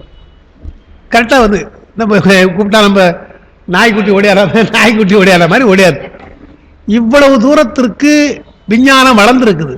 இதெல்லாம் பெரிய வியப்பு தான், வியப்புக்குரியது தான், சந்தேகமே கிடையாது. தட்னா வருதுலாம் கருது, ஏதாவது ஒன்று கெட்டுதுன்னு வச்சுக்க, அவதான் சொல்லுவாங்க, வண்டி ஓடனா வண்டி உட்கார்ந்தா நொண்டினாங்க இல்லையா? இல்லையா? எவ்வளோ பெரிய கார் தான், எத்தனை பேர் தள்ள வேண்டியதாக போகுது இல்லையா? பார்க்குறோம் இல்லையா? நாம் வைக்கின்ற, நாம் தயாரிக்கிற எந்திரங்களுக்கெல்லாம் ஒரு சிறு குறை இருந்தாலும் போச்சு. பெருமான் படைத்த இந்த எந்திரம் இருக்கு இல்லையா, உடம்பு, இதை யாரும் சரியாவே வச்சில்ல, அது ஒன்றும் இல்லையா? வச்சிருந்தா பரவாயில்ல. ஒரு ஆள் கூட உணவு முறையாகட்டும், பயிற்சி முறையாகட்டும், அல்லது எக்ஸசைஸ் இருக்கு, அது எதையும் நம்ம ஒன்றும் மாட்டேங்க, அது மாட்டும் போயிட்டு இருக்கு. அது என்னென்ன தப்பு பண்ணணுமோ, தூங்கணுன்றாங்க, எப்படி அதாவது அவர் சொல்றான், 7 to bed 7 to rise சொல்றான் இல்லையா? சீக்கிரமா தூங்குங்க, சீக்கிரமா எழுந்துருங்கன்றான் சொல்றான். எனக்கெல்லாம் 2 மணி தான் தூக்கம் வருது, நான் என்ன பண்றது இல்லையா? பழக்கமாகவே நான் படிக்கிறத 2 மணி தான் படிப்பேன், நான் அமைதியாக படிப்பேன். தூங்க நினைக்கிற முடியல, டாக்டர்லாம் சொல்றாரு தூங்கினா நல்லது, சீக்கிரம் தூங்கிடும், 11 மணி மேக்சிமம் 11 மணின்றாரு. இப்பெல்லாம் அந்த கம்ப்யூட்டர்லாம் வந்து 1.5 மணி நேரத்துக்கு 2 மணி நேரத்துக்கு முன்னே நீங்கள் கம்ப்யூட்டர் பார்க்காதீங்க, இதெல்லாம் சொல்ற கண்ணுக்கு இவ்வளவும் சொல்லுகிறார்கள். எல்லாம் படிச்சு வச்சுக்கிறதே தவிர நாம் எதையும் கேட்பது கிடையாது. ஆனாலும் எந்த எந்திரம் ஓடுதல்லவா, எனவே மாயா இயந்திரம் இல்லையா? இது மாயால ஒரு எந்திரம் தான், இருக்கிறவர்கள் ஒழுங்காக ஓடுது. மக்கார் பண்ண ஆரம்பிச்சா அவ்வளோதான், அதுக்கு மேற்பட்ட ஒன்றும் பண்ண முடியாது. நீங்கள் எவ்வளோ பெரிய டாக்டர்ஸாக இருந்தாலும் அந்த உடம்பு இனிமேல் அவருக்கு ஏற்றுக்காதுங்கன்ட்டாங்க, முடிஞ்சு போச்சு. உடம்பு ஏற்றுக்காது. மருந்தெல்லாம் இருக்குது, நல்ல மருந்து தான், சாதாரண மருந்து கூட வேலை செய்த ஒரு காலம் ஒன்று உண்டு, சிறந்த மருந்துகள் கூட வேலை செய்யாமல் போகின்ற காலம் உண்டு என்று அந்த எந்திரம் என்றார், மாயா எந்திரம். அதான் அதை உணர வேண்டும். அந்த யாக்கை நிலையாமை என்பதை உணர்ந்து கொண்டால் நாம் பெருமானை எண்ணுவோம் என்பதற்குத்தான் அந்த நிலையாமை என்று சொல்லியிருக்காங்க. அதை தொடக்கத்தை உங்களுக்கு சொன்னேன். நிலையாமை பற்றி சொல்ற பொழுது, உலகம் நிலையாமை என்று சொல்ற பொழுது உலகத் தோற்றத்தை பற்றி சொல்லுகின்ற கருத்துக்கள் எல்லாம் பல இருக்குது. ஒன்று, அது வெறும் தோற்றம், தோற்ற மாயை என்கிறவர்கள். உலகம் கணந்தோறும் தோன்றி மறைகிறது, அழிகிறது என்று கடவங்கவாதம். அடுத்தது, உலகம் என்பது இருக்கிறதும் சொல்லலாம், இல்லை என்றும் சொல்லலாம். இந்த உலகம் நிலையாகவே இருக்கும். இதெல்லாம் உலகத்தை பற்றிய பல கருத்துக்கள். இதெல்லாம் கருத்து வேறுபாடுகள். நாம் இதெல்லாம் ஒத்துக்கிறதே கிடையாது. நாம் உலகம் படைக்கப்படாதது, இறைவனால் படைக்கப்படாது, தானே தோன்றுவது என்றெல்லாம் நமக்கு உலகத்தை பற்றிய கருத்துக்கள் இருக்குது. ஆனால் நிலையாமை என்ற ஒரு கருத்து வருகிற பொழுது எல்லா சமயங்களும் எல்லா மதங்களும் ஒத்துக்குது. அதில் மட்டும் மாறுபடல். நிலையாமை என்பது மாறுபடுறாங்களா என்றால் இல்லை. எனவேதான் வள்ளுவர் என்ன பண்ணார், எல்லா மதங்களும் ஏற்றுக்கொள்ளுகின்ற நிலையாமையும் முதல்ல சொல்லணும். அதான் அவர் எழுதுறார். மற்ற மதங்கள் எல்லாம் வெவ்வேறு வகையிலே பிரிந்து கிடக்கின்றன. கடவுள் கொள்கைகளை பிரிந்து கிடக்கிறது, உலக கொள்கை, தத்துவம் எல்லாவற்றையும் பிரிந்து கிடக்கு. நிலையாமை என்பது எடுத்துக்கொண்டால் இளமை நிலையாது, யாக்கை நிலையாது, செல்வம் நிலையாது என்றெல்லாம் ஏற்றுக்கொண்டால் அதை ஒப்புக்கொள்ளுகின்றன. எனவே அந்த பொது கருத்தை நிலையாமை என்ற அதிகாரத்தில் சொல்லுகிறார் என்று பரிமேலழகருடைய உரையை நாம் இன்னைக்கு சொன்னோம். அதில் இன்னொரு செய்தி நாம் சொன்னோம். திருவள்ளுவர் இளமை நிலையாமை பற்றி சொல்லலை. அவர் சொல்லலை. குமரகுருபர் போன்றவர்கள் மற்றொன்றும் நாளடியார் எல்லாத்திலும் சொல்றாங்க. எப்படி சொல்லுகிறார்கள்? நீரில் குமிழி இளமைன்னாங்க. தண்ணீரில் வருகின்ற நீர்க்குமிழி போல் இளமை. நீரில் சுருட்டு நெடுந்திரைகள் நிறை செல்வம். வருகின்ற செல்வம் எது போல என்றால் தண்ணீரில் வருகின்ற அலை, கடல் அலையிலே வந்து போகுது இல்லையா, மாறி ஒரு அலை வரும், அப்புறம் இன்னொரு அலை வரும். அதுபோல மாறி மாறி வரும் நிறை செல்வம் நீரை சுருட்டு நெடுந்திரைகள். நீரில் எழுத்தாகும் யாக்கை, தண்ணீரில் எழுதுனா மறைந்து போகுது இல்லையா, அதுபோல் இந்த யாக்கை நமரங்கால் வழுத்தாது எம்பிரான் மன்று என்று குமரகுரு முதல் பாட்டாகவே இளமை நிலையாது எல்லாம் தண்ணி வச்சே சொன்னார். நீர், தண்ணீர், நீரில் தோன்றுகின்ற குமிழி அது இளமை, நீரில் தோன்றுகின்ற அலை செல்வம், நீரில் எழுதுகின்ற எழுத்து அது யாக்கை என்று தண்ணீரை வைத்துக் கொண்டே சொன்னது. அப்ப இளமை, செல்வம், யாக்கை நிலையாதுன்றார். வள்ளுவர் இளமை நிலையாமை சொல்லலை. என்ன காரணம் என்றால், அதை நான் சொன்னாலும் சரி சொல்லவில்லை என்றாலும் உனக்கு இளமை போயிட்டு போகுது, நீ இல்லையா, அதை யாரும் மறுக்க போறது கிடையாது இல்லையா. அந்த காலெல்லாம் தெரியுங்களா அப்படின்னு சொல்லும். என் சின்ன போது தெரியுமான்னு சொல்லிக்கிறோம் இல்லையா. அதை ஒன்றும் சொல்லி தெரிய வேண்டிய அவசியம் இல்லை என்று அது உனக்கே தெரியும்பா. இளமை நிலைக்காது என்று எப்படி நீ தெரிந்து கொள்கிறாயோ அதுபோலத்தானே செல்வம் நிலைக்காது என்றும் யாக்கரையான் தெரிஞ்சுக்கணும். அதை நீ பார்க்கற இல்லையா. செல்வந்தராக இருந்தவர்கள் பின்னால வறுமையில வாடுறாங்க இல்லையா, பார்த்துருக்கோம் இல்லையா. வாழ்கின்றவர்கள் உடனே இறந்து போறாங்க இல்லையா. யாக்கை நிலைக்காது, நீண்ட நாள் வாழ்ந்து கூட இல்லை. வாழ்ந்து அவர் சொல்லார், நெருடல் உடன் ஒருவர் இன்று இல்லை என்னும் பெருமை உடைத்து உலகுன்னார். இந்த குறள் உங்களுக்கு நான் சொல்லியிருக்கேன். அதாவது அது என்ன அர்த்தம் என்றால், நெருடல்னா நேற்றுன்னு அர்த்தம். இன்று இல்லை, நேற்று இருந்தவன் இன்று இல்லை, அதான் நாம சொல்றது. பரிமேலழகர் அப்படி எழுதல. யார் இறந்து போனாலும் அவன் நேற்று இருந்தா இன்னைக்கு இல்லை, அது உண்மை. அது ஒன்றும் பெரிய உண்மை கிடையாது. யார் இறந்து போனாலும் சரி, நல்லபடியா இருந்து இறந்து போனாலும் சரி, நோய்வாய்ப்பட்டு இறந்தாலும் சரி, நேற்று நல்லா இருந்தாருங்க இன்னைக்கு என்ன ஆச்சு சொல்றோம் இல்லையா. அப்ப நேற்று இருந்தவன் இன்று இல்லை என்பது அது இயல்பான ஒன்று, அதை சொல்ல வரல அவர். அதனால பரிமேலழகர் நுட்பமா உரை காணுகிறார். நெருநல் உடன் ஒருவன் என்றால் நேற்று உடன் ஆயினான் இன்று இளன் ஆயினான்றார். நேற்றுதான் பிறந்தான்றார். நேற்றுதான் அந்த குழந்தை பிறந்தது. பிறந்த குழந்தை வளர்ந்து இருக்கணும் இல்லையா, சொல்ல முடியாது. நேற்று இருந்த பிறந்த குழந்தை தோற்றம் எடுத்தது, உளனாயினான். இந்த உலகத்திற்கு வந்த குழந்தை இன்று இளனாயினான். எல்லாம் போட்டான். அவ்வளவு சீக்கிரம் போய்விடலாம். காலம் என்பது நீண்டு இருக்கணும் அவசியம் கிடையாது, மிக குறுகிய காலத்திலே போய்விடலாம் என்பதற்குத்தான் அவர் சொன்னார். அதுல இன்னொரு சிறப்பை சொல்லியிருக்கிறார் பரிமேலழகர். நெருநல் உடனொருவன் இன்று இல்லை என்னும் பெருமையினர். பெருமை உடைத்து உலகுனர். உலகுக்கு இந்த பெருமையினர். உலகுக்கு என்ன பெருமைன்னு கேட்டா, நேற்றிருந்தும் இன்னைக்கு இல்லை என்பதுதான் பெருமையினர். இதுக்கு ஒரு நுட்பமா அவர் என்ன எண்ணுகிறார், பெருமை சிறுமை எல்லாம் உயிருக்குத்தான். நல்லா ஞாபகம் வச்சுக்கணும். உடம்புக்கு கிடையாது. உடம்புக்கு பெருமை சிறுமை என்பது கிடையாது. நீங்க உடம்புல பட்டாடை அணிந்தாலும் பேசாம இருக்கும், பட்டாடை அணிந்தாலும் பேசாம இருக்கும். நம்ம மனசு ஒத்துக்கணும் இல்லையா. நாம தான் உடம்பு அழகுபடுத்தணும், அதை எதையும் ஏற்றுக்கணும். உடம்பிலே பெருமை சிறுமை என்பது கிடையாது, உயிருக்குத்தான் பெருமை சிறுமை. ஒன்று தவறாக ஒருத்தர் நம்ம திட்டுறான் என்று சொன்னால் மனம்தான் கஷ்டப்படுது, உயிர் தான் பாதிக்கப்படுது. எனவே உயிர்களுக்குத்தான் பெருமை சிறுமை. அதிலும் மக்கள் உயிருக்குத்தான், அது மற்ற உயிர்கள் கிடையாது. மற்ற சிங்கம் புலிகள்லாம் பெருமை வந்தானா பெருமை வரான்னா அது ஒன்றும் பாராட்டு பத்திரம் கொடுக்க வேண்டிய அவசியம் இல்லை. பிரமாதமாக ஒரு மானை துரத்தி அடித்து விட்டாய் என்று ஒன்றும் பாராட்டு கொடுக்க வேண்டியதில்லை. அதுக்கெல்லாம் பெருமையும் இல்லை சிறுமையும் கிடையாது. நமக்குத்தான் பெருமை சிறுமை எல்லாம், மக்கள் உயிருக்குத்தான் பெருமை சிறுமை. எனவே எழுதுகிறார், உயிருக்குத்தானே பெருமை சிறுமை, அங்க பெருமை உடைத்து இவ்வுலகுன்றார். உலகு பெருமை உடைத்து, உலகுத்தான் சொல்றார். உடைத்து என்றால் அது அகிரணை, அகிரணை ஒருமை. உலகு பெருமை உடைத்து என்றால் உலகுக்கு எப்படி பெருமை? எனவே அங்க பெருமை என்பதற்கு நாம் சொல்லுகின்ற ஃபேம் அது அல்ல, அந்த அந்த பெருமை சொல்ல என்றார். பெருமை என்றால் அதிகமாக நடப்பதுன்றார். அதிகமாக பெரும்பான்மையாக நடப்பது எது?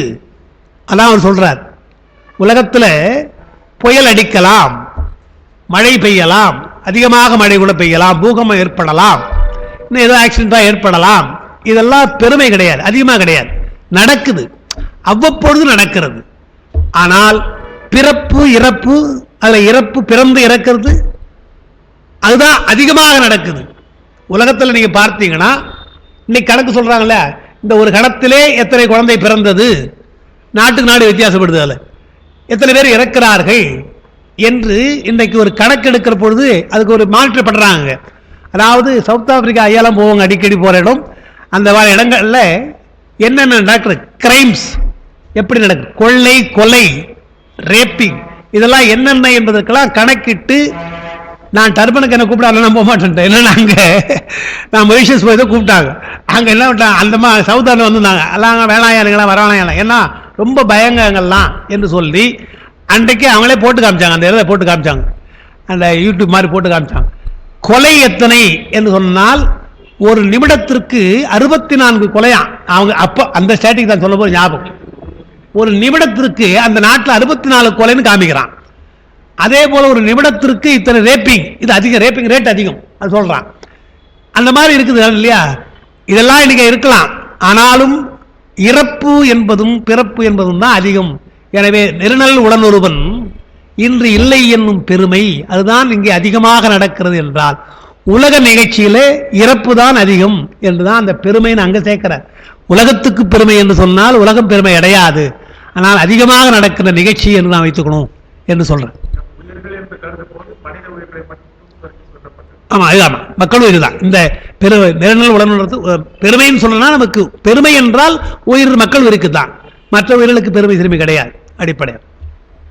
சரி சரி, அடுத்த பாட்டு நாம் பார்க்கணும். மேலும் முகடில்லை, கீழும் வடிம்பில்லை, காலும் 2, முகட்டு அலக்கு 1 உண்டு, ஓலையால் மேய்ந்தவர் ஊடு வரியாமை, வேலையால் மேய்ந்ததோர் வெள்ளித்தளியே அப்படின்னு நம்ம உடம்ப தான் சொல்றாரு. உடம்ப சொல்ற பொழுது இந்த பாட்டு நல்ல பாட்டு, நயமான பாட்டு. அது பெருமான் இந்த உடம்பை படைத்தான், உடம்பை படைத்தான் சொல்றோம், ரைட் தான், பெருமான் தான் படைக்கலாம். ஆனால் என்ன பண்ணிட்டானா, இந்த உடம்புக்கு கான்ட்ராக்ட் மாதிரி விட்டானா, எவ்வளவு பேரை படைக்கிறதுன்னு சொல்லி பிரம்மா கிட்ட கொடுத்து கான்ட்ராக்ட் விட்டானா, நீ எடுத்துக்கப்பா அப்படின்னு. நமக்கு தெரியும், நாமே வீடு கட்டினா இப்படி இருக்கும், கான்ட்ராக்ட் போனா இப்படி இருக்கும், தெரியும் இல்லையா, பார்க்கிறோம். அப்போ அயன் என்பவன் கான்ட்ராக்ட் பண்றான், அவன் தான் கான்ட்ராக்டர். என்ன பண்ணானா, உடம்பை கட்டினானா, வீட்டை கொடுத்து கட்டினானா, இந்த உடம்பாகிய கட்டடம் கட்டுற பொழுது மேலையும் சரியா பண்ணல, கீழையும் சரியா பண்ணலன்னா. கீழ் என்பது அடிமனை, அடிக்கால், அடிக்கால் இல்லையா நமக்கு, அஸ்திவாரம், அந்த அஸ்திவாரமும் கிடையாது, மேலையும் சரியா மூடலை, அப்புறம் எப்படி ஊடுது இல்லையா? வீடு என்று சொன்னால் அஸ்திவாரம் சரியா இருக்கணும், மேல் கூரை சரியா இருக்கணும். பொதுவாக சொல்வாங்க, வீடு என்று சொன்னால் வெயிலுக்கு வீடு என்பதை காட்டிலும் மழைக்கு வீடு அதான் முக்கியம். மழை பெய்கிற போதுதான் என்னென்ன ஓட்ட ஓடிச்சு நமக்கு தெரியும், எங்கெங்க ஒழுகுதுன்னு தெரியும், நம்முடைய மேல என்னென்ன குறைன்னு தெரியும். அப்போ ஒழுகாமல் இருந்தால் அதுதான் சிறந்ததுன்னு சொல்லுவாங்க அடிப்படையா. இப்போ நம்முடைய உடம்பு என்ன ஆயிற்று, மேலும் முகடு இல்லைன்னார். முகடு என்றால் கூரை.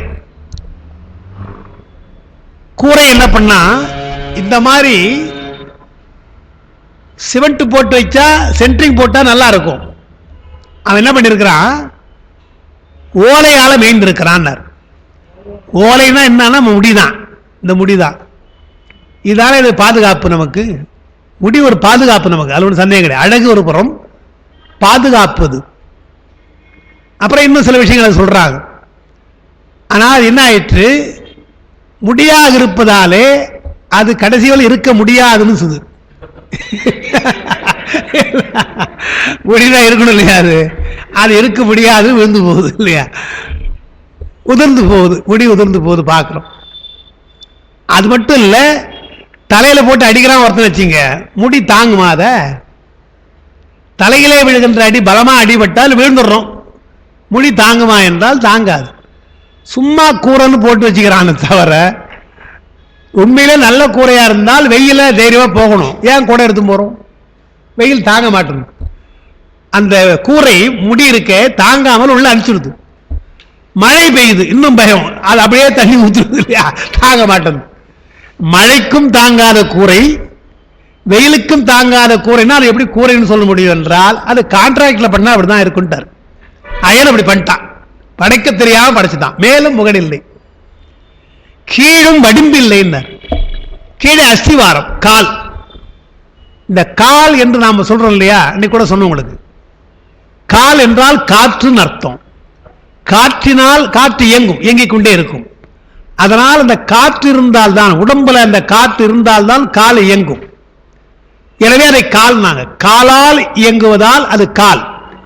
உடம்புல கால் பாகம் அல்ல, அதுக்கு அல்ல சொல்றாங்க. அது வேற, காலால் இயங்குவதால் அதை கால் நாங்க.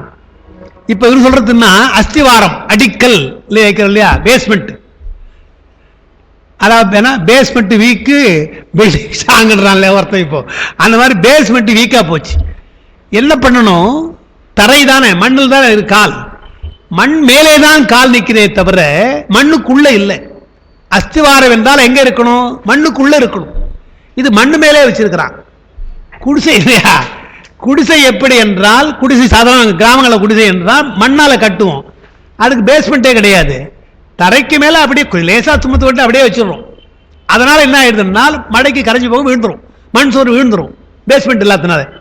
அதுபோல என்ன செய்தான், இந்த உடம்பு குழந்தையா சொல்ற பொழுது பச்சை உடம்பு, மண் உடம்பு, பச்சை மண்ணு ஜாக்கிரதையா வச்சுக்கோன்றோம் இல்லையா. அப்ப இல்லை, எப்பவுமே மண்ணு தான் அது. குழந்தையா இருக்கும் ஜாக்கிரதையா வச்சிருந்தாங்க. இப்ப வெறும் ஸ்ட்ராங்கா இருக்கிறோம், விழுந்தா தீர்ந்து போச்சு விஷயம் பார்க்கிறோம் இல்லையா. ஆக மண் உடம்பு தான் இது. கால் என்பது குடிசைக்கு இல்லாத கால் போல, அஸ்திவாரம் இல்லாதது போல தரைக்கு மேலே நிற்குது. தரைக்கு மேலே நிற்கிற பொழுது எத்தனை தடுக்கல்கள், எத்தனை விழறோம். சின்ன பொழுதுலே விழறாங்களே, ஓடுறான் விழறான், பார்த்து போடான்றோம், விழறான். அதனால விழுந்து எழுந்துக்கலாம். ஆனால் வயதானால் விழக்கூடாது, என விழுந்தா எழுந்துக்க முடியாது என்று பார்க்கிறோம். தரையை பார்த்து நடக்கணும், அல்ல தண்ணீர் இருக்கக்கூடாது, வழுக்கு நிலமா இருக்கக்கூடாது, எல்லாம் பார்க்கிறோம் இல்லையா. அப்ப ஸ்ட்ராங்காக ஒரு இடம் காலை அப்படி வச்சா நல்லா புதைற மாதிரி வைக்கணும் இல்லையா, காலை அப்படி வைக்கல. எனவே கீழும் வடிம்பில்லை. இந்த கூரைக்கு மேலும், குடிசைக்கு மேலும் முகடு இல்லை, கீழும் வடிசில்லை. காலும் இரண்டு தான். 2 கால் என்பது அடிக்கூட சொன்னேன். 4 கால் இருந்தால் கொஞ்சம் தாங்கும், 2 கால் என்றால் ஜாக்கிரதையா இருக்கணும். அதனால்தான் ஓடுகிற பொழுது நாமெல்லாம் விழுந்துருவோம். விலங்குகள் ஓடினா அதிகமா விழாது, அவ்வளவு ஸ்பீடா போகுதுன்னா விழாது. ஒரு சிறுத்தை போலி போலனா அந்த மானை துரத்துற பொழுது என்ன ஸ்பீடு போகுது பார்த்தீங்கன்னா பார்க்கிறோம், அது விழாம போகுது. ஏதோ கிட்ட போய் வேகம், எவ்வளவு வேகம் போகுது இல்லையா. 4 காலா இருந்தால் வேகமா ஓடலாம். அடிப்படையாக நமக்கு என்ன பண்ணாங்க, பெருமான் 2 காலை கொடுத்தான்னா, அயன் தான் கொடுத்தான் 2 காலை கொடுத்தானா. 2 காலை கொடுக்க என்ன ஆகி போச்சு, 3வது ஒரு கால் தேவைப்படுகிறது. வயசான பொழுது இன்னொரு கால் நாமே வச்சுக்கிறோம். அப்ப 2 காலில் நம்மளால சர்வை பண்ண முடியல இல்லையா. 2வது இன்னொரு கால் கொடு என்று வச்சுக்கிட்டு இன்னொரு கால் ஒருத்தரை பிடிச்சிக்கிறோம், அதையும் பிடிச்சிக்கிறோம் இல்லையா. அவரும் பாடுறார் இல்லையா, நாட்டுக்கு நம்பி நடக்கிறவாருன்னு பாட போறார் இல்லையா. எனவே 2 கால் போதல, 3வது கால் அப்புறம் 2 கால் தான் கொடுக்குறான். 2 காலில் பேலன்ஸ் பண்ணிட்டு போயிட்டு இருக்கோம் இல்லையா. தட்டி திறமை விழுந்துரும். 2 காலும் 2 முகட்டு அலக்கு ஒன்றுதான். உத்தரம் ஒன்னே ஒன்று தான் போட்டு வச்சிருக்கான். அவ்வளவு பெரிய கட்டடம், பெரிய கட்டடத்துக்கு உத்தரம் போடுறாங்க இல்லையா. அந்த மாதிரி இல்லாம என்ன பண்ணா, இந்த உடம்புக்கு ஒரே முகடுனார். முதுகெலும்பு ஒண்ணுதான். இப்படி ஒண்ணு போட்டு வச்சா நல்லா இருந்திருக்கல, இப்படி ஒன்று நல்லா இருக்கு இல்லையா? ஆனால் ஒரே ஒரு முதுகு வச்சுதான். இன்னைக்கு என்ன பிரச்சனை என்றால் டிஸ்க் ப்ராப்ளம். கம்ப்யூட்டர் உட்கார்ந்தா டிஸ்க் ப்ராப்ளமா இருக்குது. நின்று கொண்டு பேசினால் இப்ப எனக்கெல்லாம் கொஞ்சம் இப்போ தெரியுது, வீட்டுக்கு போனா தெரியுது, கொஞ்சம் வலிக்குது நின்றா. என்னன்னா வயதாகுது இல்லையா? எலும்பு என்பது முதுகெலும்பு மிக முக்கியமான ஒன்று. அது என்ன பண்ணா, முக்கியமான ஒண்ணு வச்சுட்டான். முதுகெலும்புல எல்லா நரம்புகளும் போகுதுங்க. கழுத்து நரம்புகளும் முறையாக நமக்கு போகுதுன்றான், எல்லாம் போகுதுன்றான். அப்படிப்பட்ட முக்கியமானதுதான் அது. ஆனா அது என்ன ஒரே ஒரு இதாச்சுட்டான். இந்த கூடாரம் அமைப்பாங்க இல்லையா, சர்க்கஸ் கூடாரம் வைக்கிறப்ப என்ன பண்ணுவாங்க, நடுவுல ஒரே ஒரு பெரிய வச்சிருவாங்க, வச்சுட்டு அந்த கூசை போட்டுருவாங்க. அந்த மாதிரி என்ன பண்ணிருக்கான் பெருமான், ஒன்று போலும் பாடிருக்கான். அப்புறம் அது ஏன் சொல்ல போறாரு பாருங்க. 2 முகட்டலுக்கு ஒன்று உண்டு, ஓலையால் மேய்ந்தார். ஓலை குடிசைதான் அது. குடிசை கூட ஓலையால் மேய்ந்தார். ஏதோ ஷெட்டு போடுற மாதிரி எல்லாம் போடல இல்லையா, ஓலையால் மேய்ந்தவர். ஊடு வரியா மேய்ந்தார். என்ன பண்ணா, இழுத்து கட்டல. அது வேற. மேலேயே கூரை போட்டா, ஒருவேளை தென்னம் ஓலையெல்லாம் போட்டா என்ன பண்ணுவாங்க, கயிறு கட்டி இழுத்து கட்டுவாங்க இல்லையா, காத்துல அடிக்காம இருக்கா. அது கிடையாது. கயிற்றை போட்டு கட்டியிருந்தா இது கலையாம இருக்கும். இது என்ன ஆகுறது, காத்துல பறந்து போகுது. அடுத்து அது அடிக்கடி வாடிக்க வேண்டியதா இருக்கு. அதுக்கப்புறம் வயசாச்சுன்னா உதிர்ந்து போகுது, கட்டி வைக்கல இல்லையா. எனவே கயிறு இல்லாமல் ஒரு கூரையை வச்சிருக்கான ஓலையால் மேய்ந்தானே, ஒரு கயிறு இருக்க வேண்டும் அல்லவா. ஊடு வரியாமை, நல்லா இழுத்து வரிந்து கட்டுதல். ஊடு வரிந்து கட்டாமல் போனான். என்ன வேலையால் மேய்ந்தான். வேலை செய்தார். வேலையால் ஒரு பாட வேறுபாடு இருக்குது. வேலையால் மேய்ந்தான் என்றால் சொந்தமா வீடு கட்டானா ஒழுங்கா அவனே கட்டுவான். இது யாருக்கோ செய்யறதானே, அயன் பிரம்மா இல்லையா, யாருக்கோ செய்யற வீடு மாதிரி வேலையால் மேய்ந்தார் என்றால் கூலி கொடுத்து வேலை வாழ அதுபோல செய்யறான். சொன்னா எந்த விதமான பற்றும் இல்லாமல் பொறுப்பும் இல்லாமல் செய்திருக்கிறான். வேலையால் மேய்ந்ததோர் வெள்ளித்தளியேன்னார். வெள்ளித்தளியேன்னா தளி என்றால் வீடுன்னு அர்த்தம். வெளியில அது வீட்டுக்குள்ள போய் பார்த்தீங்கன்னா மறைப்பு தெரியாதான், வானம் நல்லா தெரியுமா இல்லையா. வீட்டுக்குள்ள போனா வானம் தெரியக்கூடாது, ஆனா அந்த குடிசைக்குள்ள போனா வானம் நன்றாக தெரியும் என்று சொல்லி வெள்ளித்தளியே என்று வெளியிடத்துல கட்டுகின்ற அந்த குடிசை தனியா ஒரு கூட கட்டினான். இது அவர் சொன்னது. இப்ப இதுல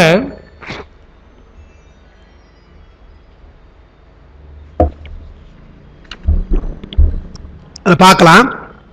2 கால் ஒப்பிற்கு நடுவிட்டம் முதுகெலும்பு. வேலை என்று சொன்னால் காலத்தை வைத்து செய்யும் வேலை, தொழில். நல்லா ஞாபகம் வச்சுக்கணும். வேலை என்ற சொல் ஏன் வந்தது?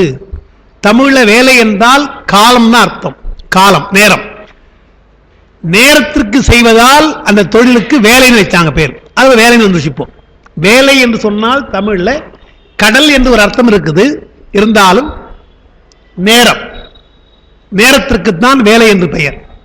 எனவே இப்போ வேலை ஒருத்தர் வாங்குறோம் என்றால் கூலி கொடுத்துக்கிறோம் சொன்னா ஒரு நாள் கூலியா அரை நாள் கூலியா என்றால் அந்த நேரத்திற்காக, நேரத்திற்கு ஏற்றாற் போல செய்வதால் அது வேலை. எனவே திருவிளையாடற் புராணத்தில் பெருமான் வருகிற பொழுதே என்ன சொன்னார், கூலி கொடுத்து வேலை கொள்வார் உண்டான்னார். ஏன்னா அவர் பெரிய காலம் கடந்தவர், அவருக்கு நேரமே கிடையாது. அவருக்கு ஒரு நேரத்தை உண்டாகணும் இல்லையா. நேரமே இல்லாத பெரியவர் பெருமான், அவருக்கு நேர கட்டுப்பாடே இல்லை. இப்ப நேர கட்டுப்பாடு கொடுக்க வேண்டியதா போச்சு. அவர் என்ன சொன்னார், எனக்கு அதெல்லாம் பழக்கமே இல்லை இல்லையா, நமக்கு நேரமே தெரியாது என்பதனால சரி நேரத்தோடு செய்யணுமா, கூலி கொடுத்தார். முதல்ல கூலி கொடு என்றால் என்ன கூலி வாங்கினாலும் நமக்கு தெரியும் இல்லையா, பிட்டு தானே கொடுத்து வாங்கினார் இல்லையா. அன்பினாலே கொடுத்த பிட்டு என்றால் காலத்தை கடந்த பெருமான் கூட காலத்திற்கு கட்டுப்பட்டு வேலை செய்கிறான் என்பதுதான் திருவிளையாடற் புராணத்தில் அரும்பிட்டு பச்சிலையிட்டு ஆட்கொண்ட அன்னை அவள் தரும்பிட்டு பிட்டு உகந்தாய் தலையன்பில் கட்டுண்டே என்று அவர் பாடுறார். காலகாலமாக இருக்கின்ற பெருமான் கூலி கொடுத்து வேலை கொள்வார் உண்டா என்றால் அன்பினாலே என்னை வேலை வாங்க இருக்கீங்களா சொல்லுங்க என்று கேட்டு வருகிறான். அந்த குறிப்பு சொல்றார். அப்படி வராராம். இங்க அந்த மேலே முகடில் இருக்கு இல்லையா, அதுதான் தலையில் பிரம்மரந்திரம், மேல ஒரு துளை இருக்குது, அதான் பிரம்மரந்திரம் என்று. ரந்திரம் என்றால் துளையின் அர்த்தம். ரந்திரம் என்றால் துளை. பிரம்மரந்திரம் என்றால் பிரம்மத்தை நாடி செல்லுகின்றவர்களுக்கு உள்ள யோகத்தினால் செல்லுகின்ற வழி, அதுதான் பிரம்மத்தை நாடுகின்ற வழி பிரம்மரந்திரம். இப்ப பேச்சில் சொல்ற பொழுது பெரிய ரந்திரம் பாவன்மான் தொலைக்கலாம் சொல்லுவாங்க, அது பிரம்மரந்திரம்ன்றது. அது அடிகள் நன்கு ஊன்றாமைதான் கீழும் அடம்பில்லை, கால் நன்றாக கீழே ஊன்றாது, எனவே அடிம்பில்லைன்னார். அப்போ கால் உண்மை கால் அன்று, நமக்கு கால் இருந்தால் ஊன்றுகின்ற கால் அல்ல, ஊன்றுகால் அன்று நம்முடையது சகடக்கால் என்று சொன்னார். உரையில் அப்பா அப்படி எழுதுறாங்க, வேற மாதிரி இருந்தால் நான் சகடம் போட்டேன். கால் என்று சொன்னால் நிற்கணும், தூண் தானே, தூண் மாதிரி நிற்கணும். நமக்கு இருக்கிற கால் எது போல என்றால் சகடக்கால். நாங்கள் சகடம் என்றால் வண்டியின் அர்த்தம், சக்கரம் அர்த்தம். சகடத்தில் ஆரக்கால் இருக்கு இல்லையா, ஒரு வண்டி சக்கரம் இல்லையா, அது அது அந்த கால் எப்படி சுத்திட்டே இருக்கும், வேகமாக சுத்தும். அதுபோல இந்த கால் சும்மா இருக்கா, சும்மா இருக்காது, அதை சுத்துறோம். இப்ப இந்த குடிசை எப்படிலாம் நம்ம ஒரே ஒரு வேளை அப்படியே நின்று கொடுத்தா கூட பரவாயில்ல இருக்கலாம், அது இல்லாமல் வேகமாக சுத்திட்டே இருக்கும், போறோம் வரோம் ஓடுறோம் இல்லையா, ஓடுறோம். எனவே அந்த கால் என்பது நிற்காமல் அதை அடிக்கடி ஓட்டுகிறோம் அல்லவா, உலாவுகிறோம் அல்லவா, ஓடுகிறோம் அல்லவா, எனவே அதனாலும் பயனெல்லாம் போகிறது. முகட்டு அலக்கு முதுகெலும்பு, அது எங்க இருக்கணும் நியாயமா பார்த்தீங்கன்னா, விலங்குகளுக்கெல்லாம் வாய்ப்பா இருக்கிறது. முதுகெலும்பு இப்படி இருக்குது, அதான் அதை விலங்குன்னாங்க. நமக்கு நாம அப்படிதான் இருந்தோம், முதல்ல இப்படிதான் இருந்தோம், அப்புறம் நிமிந்து போச்சு, நமக்கு விட்ட நிமிந்து போச்சு. அப்போ முதுகெலும்பு நேராக இப்படி இருந்தா பரவாயில்லை. ஏன்னு காரணம் தெரியுங்களா உங்களுக்கு? எல்லாம் இந்த ஆசனம் போடுறவங்க சொல்றாங்க, அதாவது சிரசாசனம் நல்லதுன்றாங்க. நான் எல்லாரும் திடீர்னு செய்யக்கூடாது, அது முறையா செய்யணும். சிரசாசனம் செய்யவில்லை என்றாலும் கூட சர்வாங்காசனம் போடுங்கன்றாங்க. சர்வாங்காசனம் போடலாம், தப்பில்லைன்றாங்க. அது ஏன் சொல்கிறார் என்றால், அந்த விலங்குகள் எல்லாம் முதுகெலும்பு இப்படி இருக்கு இல்லையா, ஹரிசாண்டலா இருக்கு இல்லையா, இப்படி இருக்கிறதுனால புவியீர்ப்பு இருக்கு இல்லையா, அது தாங்குது, அதுக்கு புவியீர்ப்பு தாங்குது. தலை எங்க இருக்கிறது, கால்வெல்லாம் இப்படி இருக்குது, தாங்குது. இப்ப நாம நிமிந்தாச்சு, நிமிந்ததால பம்பிங் ஸ்டேஷன் ஹார்ட் இங்க இருக்குது, ரத்தம் பம்ப் பண்ற பொழுது இளமையா இருந்தா பரவாயில்ல, வயதாக ஆக பம்ப் என்ன மேல போகாது. ஏன்னா புவியீர்ப்பு, பூமி இழுக்கிற பொழுது வேகமாக கீழே தான் வரும், மேலே போகிறது கிடையாது. இப்போ நீங்க பார்க்கலாம், பெரும்பாலும் முடி நரைத்து போவது கூட அதான் காரணம்ன்றாங்க. ரத்தம் போகலை, அதனால முடி இறைத்து போகுது. திருமந்திரத்தை பின்னால சொல்ல போறார், யோகம் செய்தால் முடி கருக்குன்னு வரும். உங்களுக்கு ரொம்ப மகிழ்ச்சியா இருக்கு கேட்கறதுக்கு. செய்ய போறது கிடையாது, நம்ம இருந்தாங்க இல்லையா, செய்ய போறது இல்லை, முடி கருக்குன்றார். அப்போ என்ன பண்ணுமா, ஆசனம் போடுற பொழுது சர்வாங்காசனம் போட்டீங்கன்னா ஹார்ட் தானே அது. அப்போ கொஞ்ச நேரம் இந்த ஹார்ட்டில் இருக்கிற பீட், அந்த ரத்தம் இருக்க நன்றாக பாயும், நன்றாக பாயும், அது நல்லதுன்றாங்க. அது என்ன காரணம்னா நிமிந்துட்டோம், முதுகெலும்பு நிமிந்துட்டதால இந்த பிரச்சனை நமக்கு. ஒருவேளை இப்படி இருந்தா அந்த பிரச்சனை கிடையாது. மற்ற சிங்கம் யானைலாம் நீங்க ஆசனம் போடுங்கன்னு சொல்ல வேண்டிய அவசியம் கிடையாது, அது அப்படியே தான் இருந்து கொண்டு பார்த்தீங்கன்னா அது இன்னும் அதனுடைய உடம்புலேயே அதெல்லாம் இருக்குது. நமக்கு அது இல்லை என்பதால் தான் அந்த ஆசனத்தை நமக்கு சொல்லி வைத்திருக்கிறார்கள். முக்கியமாக இந்த இடம், அந்த தைராய்டு இருக்கு இல்லையா, தைராய்டுக்கு போதிய ரத்தம் போகாதனால்தான் இளமை போகிறது என்று சொல்லுகிறார்கள். முதுமை வருவதற்கு அது ஒரு காரணம்ன்றான். எனவே அந்த தலைகீழா கொஞ்ச நாள் நின்றோம்னால் அது நமக்கு அந்த ரத்தம் பாயுன்றான். அதனால முதுகெலும்பு நமக்கு சரியா இல்லை, நிமிந்து போச்சு தப்புன்றார். மேய்ந்தவர் யார்? அயன்தான் மேய்ந்தான். ஆனா உடையவர் யார், சொந்தக்கார் யார் என்றால் சிவபெருமான் தான். உடையவர் கட்டிய இந்த இல்லமானால் அது தற்காலிக இல்லம். கேட்கலாம் இல்லையா, ஒரு கான்ட்ராக்ட் பண்ணியிருக்கிறார், நமக்கு நம்ம தான் ஏமாத்துறாங்க கான்ட்ராக்ட். சிவபெருமானை ஏமாற்றிட்டு இப்படி பண்ணிருக்கானே பிரம்மா என்று சொன்னால் தெரியும், அவருக்கு பெருமானுக்கு தெரியும். நம்ம போய் கேட்கிறோம், பெருமானை என்ன இப்படி பண்ணிட்டீங்களே, அந்த ஆளுகிட்ட விட்டு கான்ட்ராக்ட் விட்டு நீங்களே கட்டிருக்கலாம் யாரும் கேட்டா அவர் சொல்றாரு, எவ்வளவு நான் இருக்க போறேன், எவ்வளவு நான் இருக்க போறேன், போதும் போப்பாருந்தாரு என்றால் என்ன அர்த்தம் என்றால், யாக்கை நிலையாதது, எனவே ரொம்ப நேரம் இருக்கணும் அவசியம் கிடையாது இல்லையா. எனவே என்ன பண்ணானா, அந்த உயிருக்கு இவ்வளவு நாள் தான்ப்பா பார்த்து கொண்டான். எனவே எப்படி போனா என்ன, நிலையில்லாத ஒரு வீட்டுக்கு எப்படி கட்டினானா, வீட்டுக்கு சொந்தக்காரன் தான் பரவாயில்ல, வெள்ளடிப்பான், இது பண்ணுவான், ஆணி அடிக்க மாட்டான். வாடகைக்காரன் என்ன பண்ணுவான், அடிக்கிறான் பாருங்க இல்லையா, கதை போட்டு அடிக்கிற மாட்டோம், நம்ம இல்லைன்றா இல்லையா.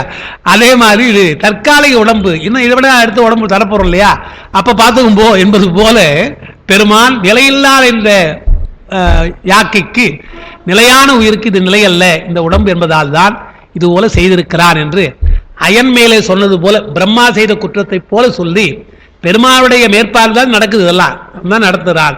தற்காலிகமாக இந்த இல்லம் வேண்டும் இந்த உயிருக்கல்லவா என்று சொல்லி செய்கிறான் என்று. மேலும் முகடில்லை, கீழும் வடிம்பில்லை, காலும் 2, முகட்டு அலக்கு 1 உண்டு, ஓலையால் மேய்ந்தர் ஊடு வரியாமை வேலையால் மேய்ந்ததோர் வெள்ளி பந்தல் என்று சொல்லி அதோடு நிறுத்துகிறார். அதனால யாக்க நிலையாமை நம்ம சொல்லியிருக்கிறோம். இன்னும் ஒரு 2-3 பாட்டு இதில் இருக்குது. இன்றைக்கு கொஞ்சம் ஒரு பாட்டு கொண்டாந்துருக்கேன்.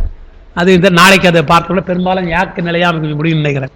அதுக்கப்புறம் நமக்கு செல்வம் நிலையாமை அதுக்கு நம்ம நிற்கலாம் என்று கூறி இப்படி ஒரு அரிய வாய்ப்பை நமக்கெல்லாம் தருகின்ற ஞானமையா அவர்களுக்கு என்னுடைய தனிப்பட்ட முறையில் நன்றி கூடி இருந்து கேட்கின்ற பெருமக்களை அவங்களுக்கெல்லாம் இந்த நேரத்தில் நான் நன்றி கூறி அமைகின்றேன்.